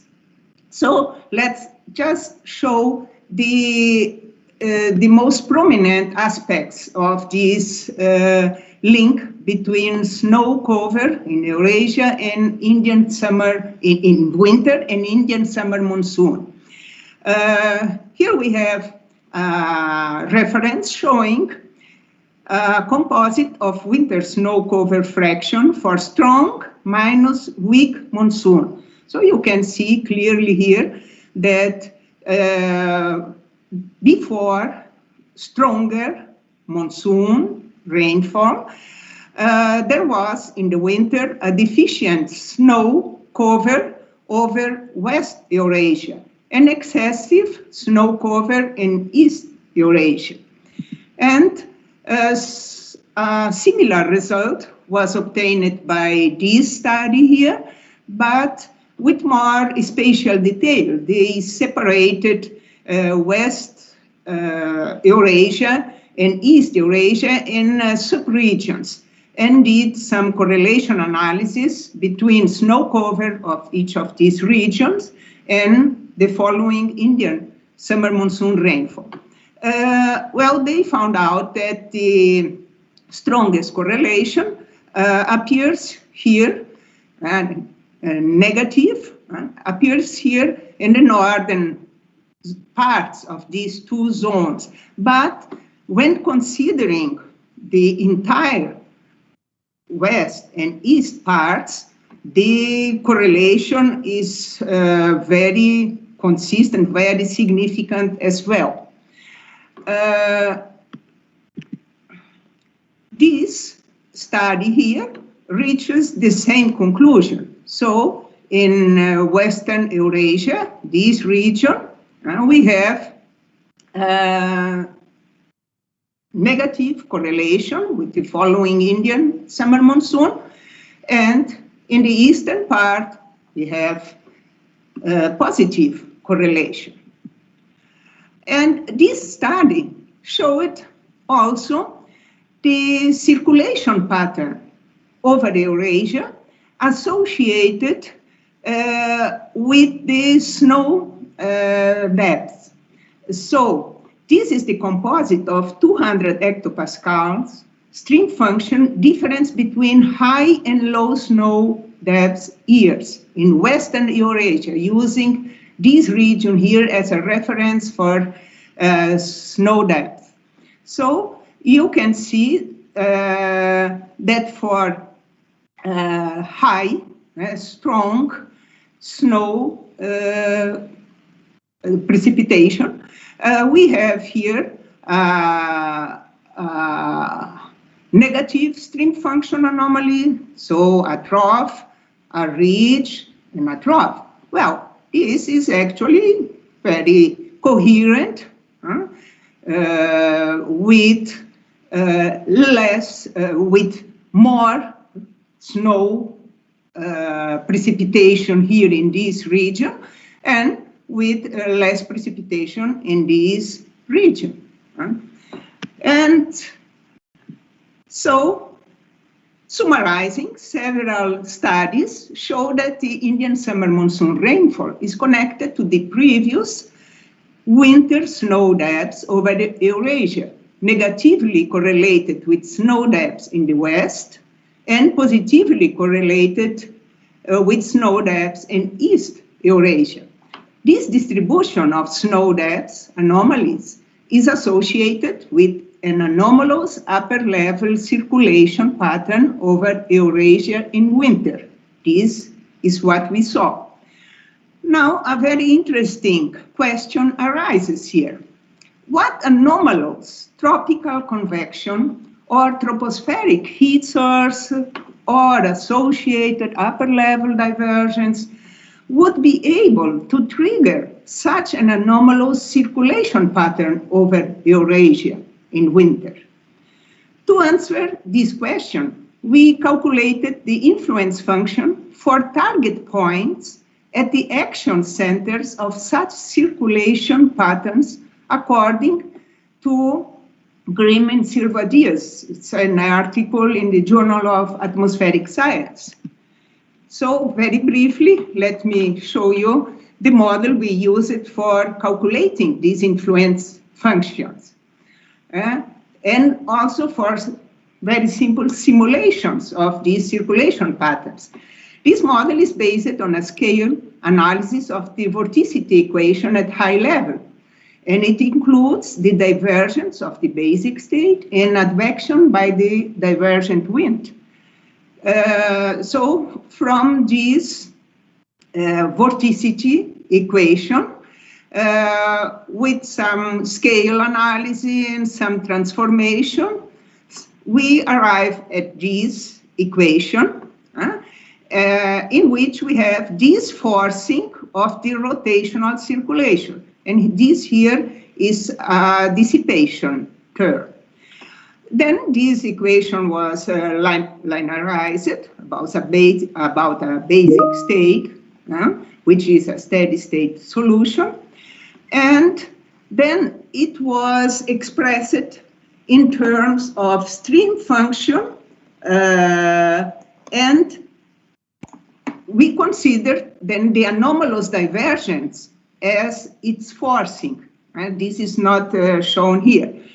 Therefore, we use this equation, express it in terms of stream function, and force it by divergence, anomalous divergence, to calculate the influence functions of this model, considering then the divergence source or divergence force. And therefore, we obtained with these influence functions the regions in which the upper level divergence is most efficient in producing stream function anomalies around a given target point. Here, there are some comments on this model that I was emphasizing. It is essentially diagnostic, that is, given the divergent component of the wind and the dissipation, a dynamically consistent rotational component is obtained with this model. It has prognostic usefulness if it's possible to prescribe the divergence without knowing the vorticity. In the tropics, it's possible, since divergence in the upper levels can be directly related to the tropical heating balanced by adiabatic cooling through ascending motion and not directly affected by rotational circulation. But in the extratropics, divergence and vorticity are related via the quasi-geostrophic theory. Therefore, the model should be used in a level of maximum divergence associated with the tropical convection, and in a level, in an equivalent barotropic level, approximately not divergent in mid-latitudes. We chose the level of 200 hectopascals. So here we have the influence functions for December, January, and February for boreal winter for these three target points, which are the action centers of that circulation pattern, of that wave pattern over Eurasia, associated with anomalous snow depths. So you can see that we have strong influence functions here in the extratropics. Well, that simply means that, for instance, here where we have negative values, if we have an anomalous divergence here, this is consistent with negative stream function anomalies here around the target point. And if we have a strong, if we have an upper level divergence here, this would be dynamically consistent with positive stream function anomalies here around this point. But, well, we cannot say that this divergence creates these, generates these vorticity or stream function anomalies. They are dynamically coupled in this extratropical region. So let's take a look in the tropical region here, where they are more independent. And we can see clearly that a region with high influence functions, so a high efficiency in creating circulation, rotational anomalies around this target point is here, over South America. We also have strong values here over Central America, and but to conclude, for the brevity of time, kindly. Okay. Well, and you can see, could I have more 5 minutes? Okay. And I can conclude. Couple of minutes. So, okay. So we see that these influence functions for the 3 points here, they are similarly strong in the same region and of opposite signs, coherent with opposite signs of stream function anomalies here. So the influence functions, their distribution here, suggests that the first mode of December, January, February, precipitation over South America, which is this dipole-like mode, with a great component here in this region, just over this region here, can have influence on the circulation anomalies over the Eurasian, and therefore on the snow depths and the following Indian monsoon rainfall. Correlation analysis, this is very preliminary here, show it that really if we correlate the boreal winter snow depth with precipitation over South America, we can reproduce here this pattern.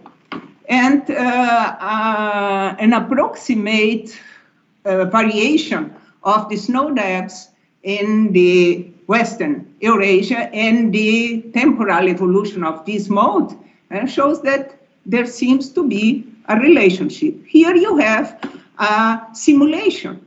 If you prescribe upper level divergence associated with anomalous convection here over this region and upper level convergence here, you get this wave train over Eurasia, which is very similar but with opposite sign to this here, because this one is related with higher snow cover, whereas this one is related with lower snow cover here in Western. But it's of opposite sign. If we put here anomalous negative divergence, so upper level convergence, we get this kind of pattern over Eurasia. So the simulation confirms that enhanced convection over the South American monsoon can produce the circulation anomaly over Eurasia that produce reduced snow depths in the west and enhanced in the east. And the composite difference between high and low snow depth years and Western Eurasia for 200 hectopascal velocity potential, this is the velocity potential, shows that this conclusion is consistent with here, the highest velocity potential over South America. So if we have here upper level convergence, we can reproduce this pattern here, which is the opposite of this one here. So this is the first part, and I see that I really don't have time to present the second one. But let me just show the two references which you can consult if you are interested to see which problems turned up in the subseasonal prediction of active and break phases in the South America summer monsoon. Thank you. Thank you, Alice. Thank you very much. And I hand over to Ashok. He has raised hand first to ask his question and then invite Dr. Krishna. Over to you, Dr. Ashok. Yeah, I think let's start with the questions in the comments, starting with Krishnan and then Vaishnavi. Then I will ask a question. Professor V.B. Rao is also trying to ask you some question, but probably is trying to. He will allow only two. Yeah. I would be very grateful if you could write the questions on the screen, because my volume is very low, because I am using my notebook and not my desktop computer. Question is, it would be interesting to apply the influence function analysis using a 3D vorticity equation. Using using a 3D vorticity equation. Three-dimensional. Actually, this experience was already carried out, and the results are pretty consistent at the 200 hectopascals level. So this one level equation is much easier from the computational point of view, but the results are totally consistent for this higher level. Okay. There is another question. Polar vortex is how is polar vortex connected to Indian and American climate? Well, it's very difficult for me to hear. Could you repeat? How is polar vortex connected to Indian and American climates? Well, are you referring to the northern annular mode and the southern annular mode? For the time limitations, we have to adjourn this question answer here, and I would request the scientists who are seeking more information can really do chat or can directly interact with. Thank very much, Alice, and I'm so sorry to interrupt, but we have constraints of the time. And then next in line and the last one of today's presentation is by Dr. Arun Kumar. And Dr. Arun Kumar is going to speak on estimating long-range predictability and is well known to all of us. But just a brief introduction. He's alumni of IIT Kanpur and then went to Florida State University and joined NCEP after his PhD in 1990. and currently he's working as Chief Development Branch of the Climate Prediction Center. Over to you, Arun. Over to you. Thank you, Dr. Rathore. Do I have the control? You could make your presentation. You upload it. Can you see it? Not yet. Not yet. You click the hear arrow. Open share tray. Click the arrow. Click the... Next to the microphone, there is an arrow button, Arun. You can see. Oh, okay. Got it. Click on that. That worked or? Not yet. Not yet. Yeah. Did you open your presentation? First of all, you open your Arun, you have to open your presentation first, keep it ready, and then you open this tray, and then you'll be prompted for uploading the presentation, any file which you can do. Presentation is open. Okay, now open share tray next to the microphone and left to the 3 dots in the bottom of the panel. Yeah, I open it. Says open share tray. Yeah, click on that. Yeah. You can't see anything yet. Organizers, can you help us? Is it a Mac? No, it's Windows. Windows. Okay, so we can maybe share the PPT from here and they can instruct us to. Kindly do that, Ashok. The Arun will have to prompt you for change of the slide. Please carry on. Sushmita, please. Yes, Okay, yes. I'm sorry about that. Thank you, Dr. Rathore, and thanks to the organizers for.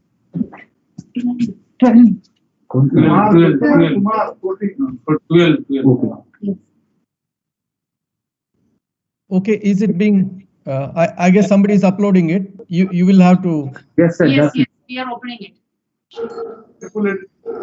Professor Arun, you can start. I mean, you will talk for a while. Then in the meantime. Okay. Let me start. So thank you, Dr. Rathore, and thanks to the organizers for inviting me to this meeting. It's been a pleasure to working with the scientists in India and particularly at IITM. Can you see the slides? Can you see I can see it. Yeah. No, when you need them to be changed, you please just mention so. Yeah, I'll do that. It's not full screen right now though, but. Yeah, make it full screen, please. Sushmita, the person who is doing that. It is already full screen. Full screen. Time. Maybe there is a lag. Yeah. Yes. Okay. All right. So again, thanks again to everybody for particularly the organizers, and it has been my pleasure to work with the scientists in India and IITM for a long time. In preparing this talk, I just on purpose kept it fairly simple, very general on some aspects of predictability, particularly related to monsoon and why it's important. And I'm hoping that this will excite some of the young researchers in the audience in pursuing this research on their own. Understanding predictability is as important as developing or improving the models. So that's my premise here. So next slide, please. So I'll just give a brief overview. So you all know the monsoon rainfall, all India monsoon rainfall changes a lot from one year to another. So there's a lot of variability. Both in the area average sense and also in terms of spatial variability. So left side shows the time series. So there's a lot of variations from year to year. Some years have above normal rainfall, some have below. So some are floods, some are droughts. And if you look at different years, there are different regions where the rainfall could be different, changes from one year to another. So the question, next slide, please. So the question you can ask, or anyone can ask, and it's very relevant to understand, is what are the sources of predictability, or how much of these variations you can predict from going from one year to another. It's very relevant questions in terms of user expectations, how to manage user expectations in terms of how much we're going to improve the rainfall predictions over India or any other seasonal forecasting system over the world. What needs to be done, what modeling components have to be improved. So to understand or at least estimate the limits of predictability, very basic thing you can do is to look at the various forecast systems which are already running in different places. So one of them is, for example, very relevant for India, the seasonal forecast system, the CCFS version 2. It's version developed at the IITM, and this is a paper by colleagues from IITM, published in 2018, which shows the spatial pattern of scale of JJAS rainfall over the tropical belt, and the assessment is based on 1981 to 2009. The darker red colors are show the regions where the scale is better, and if you look over the India, either in the individual model, the CFS version 2 running at IITM, or a multi-model ensemble, you might see that the scale is not very high. So in general, the estimate or the skill for this prediction system or the multi-model prediction system is somewhere in the range of 0.4 to 0.5. So the question you might, which comes up, why this this prediction skill is small, at least particularly for monsoon rainfall in the summer. Things have improved since then, so the newer versions of IITM model may have a higher amount of skill, but it still remains fairly low. If you go to the next slide, please. So you might ask the question, why this skill is in different seasonal prediction systems tends to be low, and there are a couple of reasons behind it. One is very basic one you have heard about in various talks from Dr. Rao, Dr. Rao, and also from Dr. Sahai, that the models have biases. They have issues in simulating various features of monsoon rainfall or the circulation. They might have biases in the prediction of sea surface temperatures. And those biases might have some influence on skill of the prediction over a particular region. Other issues with the prediction systems include that you could have errors in the specification of initial conditions, both sea surface in the ocean as well as in the atmosphere if you're running a coupled seasonal forecast system. The other reason for low skill is could be that it's just the property of nature that you cannot go beyond a certain limit in predicting a particular quantity, whether it's subseasonal or seasonal time scales, could be MJO on the subseasonal time scale, or seasonal mean rainfall over India on the seasonal time scale. So as you might expect, that when you start the forecast, as you get farther and farther away from the initial conditions, the skill goes down with time. So there's a very strong lead time dependence in the weather forecast, and that continues to forecast on the other time scales. So in general, there has to be a limit on the scale of the prediction for the monsoon rainfall or any seasonal rainfall for that matter. Next slide, please. So the questions, the possibility that there is an inherent limit in the seasonal prediction raises the question, what are the limits of this predictability is? Can you get to very high? Can you get to the seasonal prediction skill of close to 0.9 or 0.95? Or are you going to be limited to a lower number because of the nature of variability of the monsoon system in South Asia is? So that's one question. What is the level of predictability for monsoon variability? You can generalize that question to other regions also if you wish. For I work in North America, so the same question comes up over understanding the skill of prediction of North America. And the second question is, what are the sources of seasonal predictability? So yeah, most of you know the various predictability sources, MJO, and so Indian Ocean Dipole, there might be some predictability related to stratospheric tropospheric connection and so on. So there's a lot of different sources of predictability which contribute to the prediction skill. But still, the contribution of individual component is still limited to a certain level. Next slide, please. So my asked the question, and I touched upon it already, why understanding the limits of predictability is important. So this is a more fundamental issue in the science of seasonal prediction or subseasonal prediction. The other side is actually doing the forecast, improving the forecast systems, including the models and their various components. But this stands on its own, i.e. Why we want to understand it. So there are a few reasons. As I mentioned before, users always want better and better forecasts, but it's something we cannot deliver beyond a point. So it helps in knowing the limits of predictability, helps manage the user expectations, helps put the right probabilities on the seasonal forecast or subseasonal forecast. If you know the important sources of predictability, for example, if MJO is very important or ENSO is very important for monsoon prediction, then you might want to improve the model, or you may want to focus the model development effort on those particular aspects. It could also have influence on the design of the operational system. So you have limited amount of resources in terms of computing. You can devote them to various things like increasing the ensemble, increasing the hind gas. So it might help you in that. It also offers, as I said before, some research challenges and opportunities where general community can participate and try to contribute to it. Next slide, please.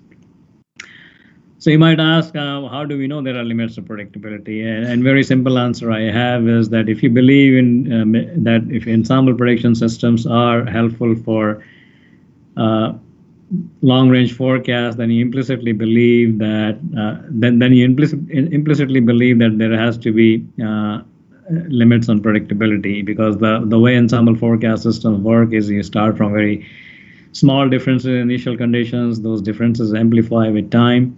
And the reasons they amplify with time is because of the nonlinear growth of initial perturbations, and that nonlinear growth puts the limits on predictability. And how fast is that initial growth in perturbation determines what the limits of predictability would be. So you might have seen these diagrams like Nino 3.4 plumes coming out from various forecast centers. So what this diagram is a 40 different forecasts starting from very slightly different initial conditions, and the SSTs, how the SSTs in Nino 3.4 region evolve with time. And each forecast goes a different way, and observations could be any one of those particular forecasts. So the very reason you have to run the ensemble prediction systems tells you that there has to be some limit on the predictability in the nature. Next slide, please.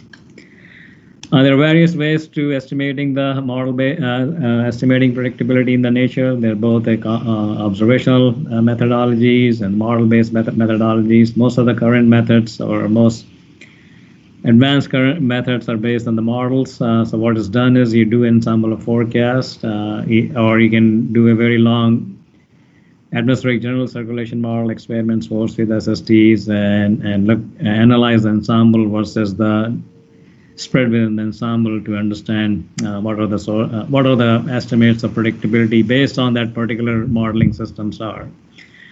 The great thing these days is there's a lot of freely available data, which is available from different places. You can tap into these data and you can look into or try to understand various aspects of predictability, both on subseasonal and seasonal time scales. So some of the sources I have listed here, some relates to the subseasonal forecast, some relate to the seasonal forecast, and these are very massive databases based on multi-model ensembles, and you can easily download the data freely and use those for your own research. Next slide, please. So just some caveats or some comments on the model-based estimates of predictability. So a very key thing to remember is that if you estimate the predictability based on a model, it depends on the biases and errors on that particular models. It's always useful to do this kind of analysis based on multi-model ensembles and then combine the results and try to clean out or get a best estimate of predictability based on multiple models. And also, it's best to use a combination of observational data and the model data. You can always use the observational data to validate the quality or fidelity of the model, and then qualify your estimate of predictability based on that, how good or bad that particular model is. Just a couple of recommendations. Next slide, please. So I think it's very important to keep this fundamental research in seasonal and subseasonal time scales, apart from improving the models and putting a lot of resources in one aspect. It's also important to keep a fundamental science of understanding predictability of the monsoon system on subseasonal and seasonal time scale.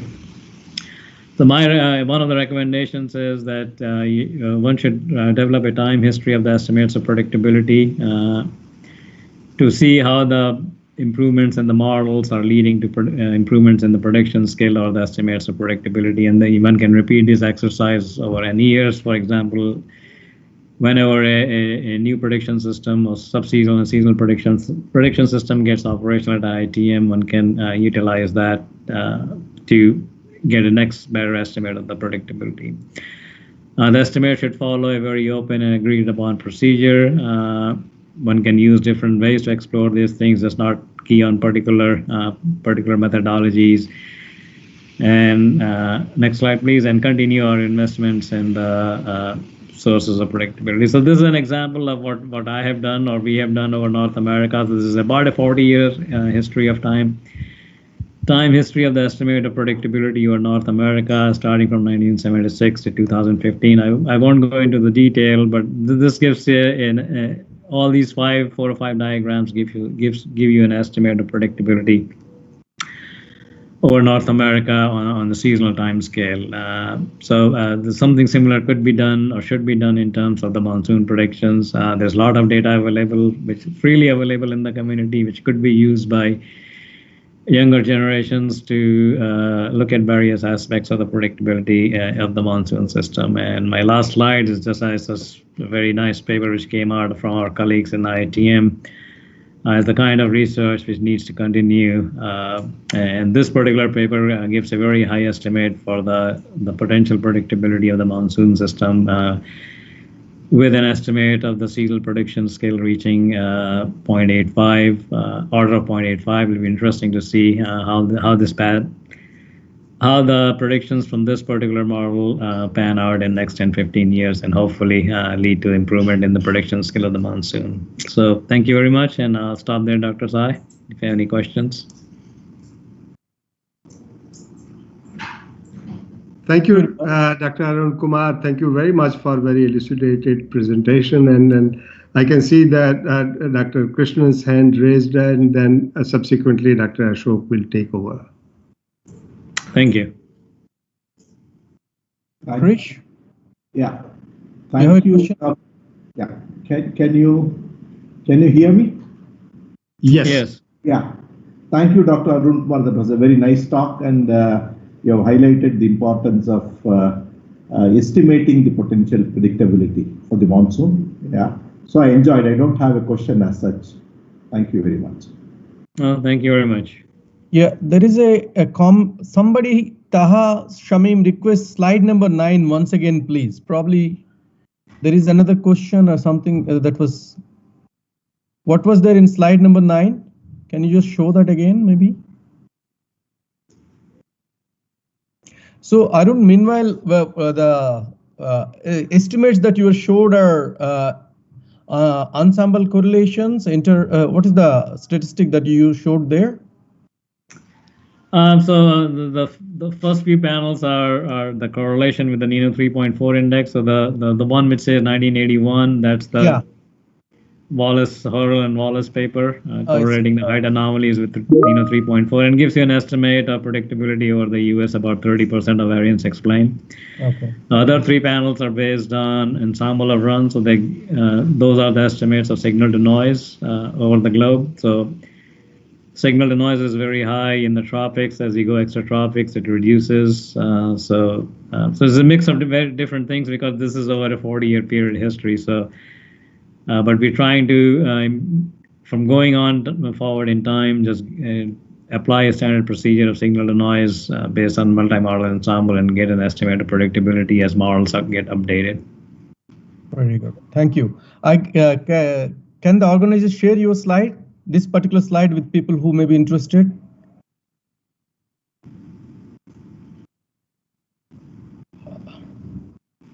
Am I audible, Arun? Yeah, you are. Yeah. Can we share your particular slide? Slide number 9, right, sir? Slide number 9. It's already shared. Is it visible, sir? Yes, yes. Okay. So any other questions for Dr. Arun Kumar? Are there any questions in YouTube for Dr. Arun Kumar and other speakers? No, sir. No. Okay. Okay. Thank you very much. And if Dr. Sahai is still around, congratulations to him on his well-earned retirement. Hopefully, we'll keep working together in future. Yeah, thank you, sir. Thank you. Very good. Okay. So we had 6 talks in this session. So each talk was very interesting and illuminating in its own sense. The first talk was by Andrew Robertson.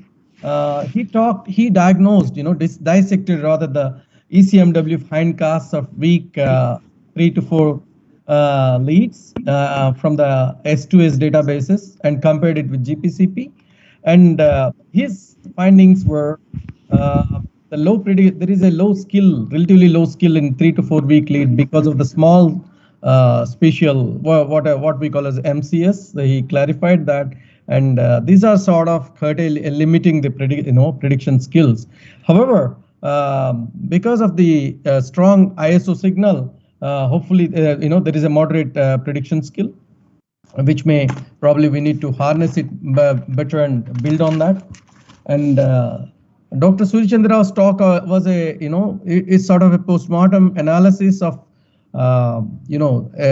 evaluating the skills or limitations in the skill and successes in terms of the biases in El Nino. It is a very interesting thing that not good mean models which show good means doesn't need show good anomaly skills. So he was diagnosing them. So probably the ocean SSTs, other ocean SSTs also can be seen. And one point would be to interaction of these SST biases with the MJO or whatever high frequency signals in intra-Indian Ocean that might affect the active break cycle. And of course, followed by Dr.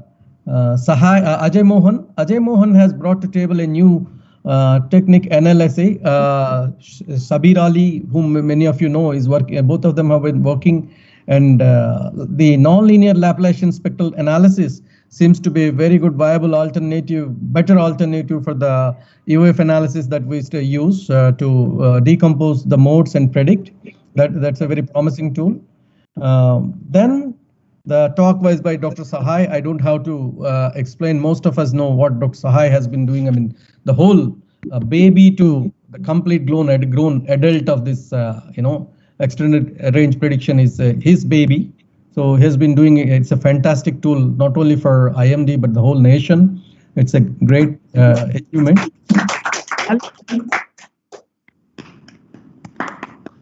This was followed by a talk by Alice Grimm. Very innovative. She was connecting the Indian monsoon, South American climate to Indian monsoon through Eurasian snow cover. It was through some theoretical estimates, and if I'm correct, maybe some Rossby wave source sort of analysis. But unfortunately, because of lack of time, we couldn't come in. There was a wealth of information that we should know from her papers. Particularly intriguing is how the South American climate would be affecting Eurasian snow cover. That will be one question most of us would like to learn from Dr. Grimm's papers. And finally, the last talk was by Dr. Arun Kumar, who stressed upon understanding the limits of predictability, and as the models improve, the predictability limits, the predictability improves. So maintain a history of that and sort of uniform maintain some statistics using which you can continuously develop the history of this predictability and use consistent methods to evaluate them, and keep that so that you will know which way to go ahead and what are the limits, so that users can may think of it will be better for users. With that information, they will use better applications. Thank you very much. Thank you, Professor Ashok, and thanks to all knowledge seekers that we all are, and so the very brilliant audience and excellent presentations, all 6 of them. Really, we have been able to add to our knowledge based on today's presentations. So, and thanks organizers for giving myself and Professor Ashok opportunity to chair this very wonderful session. Thank you, and wish you all the very best of colors, very blessed Holi, and good wishes to all of you. And Professor Sahai, Dr. Sahai, no words. And as Dr. Ashok mentioned that he put the sapling and the nurtured the growth and development of this very beautiful plant of extended range forecast system and subseasonal predictions. And we are really very pleased to see it blooming now. It has started blooming, and future is resting there. And in entire South Asia, we are really looking forward different types of products, and I'm sure we will be enjoying the working of Sahai with in the new avatar. Definitely, we will no system would like him to wean off like that. So grateful, and good morning, good afternoon, good evening. And we should congratulate Sahai's team also. Team also, a wonderful team he has created. Really, Rajiv and many more. Prashant, I may not remember all the names, but there have been very good people who Sahai trained, and their team also should be congratulated. All of them. I may not have mentioned all the names. Yeah. Yes, sir. Great, though we have overshot the time, but since it is the last session, if anybody want to make any good comment, I would take liberty of organizer to further shoot off the time limits. I think VB Rao wanted to ask a question to Dr. Alice. Maybe let me call him briefly and repeat that question. Meanwhile, to Alice or to anybody. Yeah. Meanwhile, anybody can ask a question, even Sahai. Question, comment, or anything. No, thank you, Dr. Rathod Sab and Dr. Ashok, Dr. Sahai and team. It was a wonderful session, and all the speakers, they have made a wonderful presentations. I really enjoyed them. And Dr. Sahai's contributions are very impressive in this extended range prediction. And I really want to congratulate and thank him and his team. Thank you. Thank you, Dr. Krishnan. Thank you very much. Thank you, sir. Dr. Sahai is here, so last word from him before we officially conclude the session. Over to you, Dr. Sahai. Sir, it was very nice.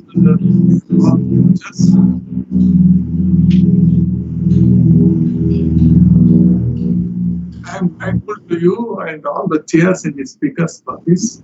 Thank you. Thank you very much. And with that, we conclude the sessions. Goodbye. Bye-bye. We have a couple of suggestions from Dr. VB Rao to just one is to Ajay. Whatever improvements he has shown, I think he's suggesting that should be put in the model, but it's already in the model. Second is Surya also, what he suggests is whatever skills he's showing is try to identify the physical, why the skills have improved, show it through some sort of improvement of Hadley cell and these type of things. That's all. Yeah, those are his comments. Yeah. Thank you. Before we conclude the session, I would like to thank all the chairs for nicely conducting this session, all the eminent speakers for sharing their experience and expertise with us, and participants for cooperating in smooth functioning of the sessions. Being holy despite being holy, so they are here with us, patiently listening to all the talks. So with this, we conclude our today's session, and we'll start tomorrow at 9 AM according to Indian Standard Time and 3:30 UTC. Hope to see you all again tomorrow. Thank you all. Thank you. Begum. Guys. Thank you.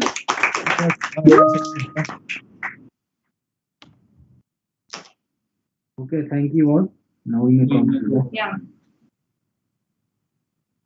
You can live.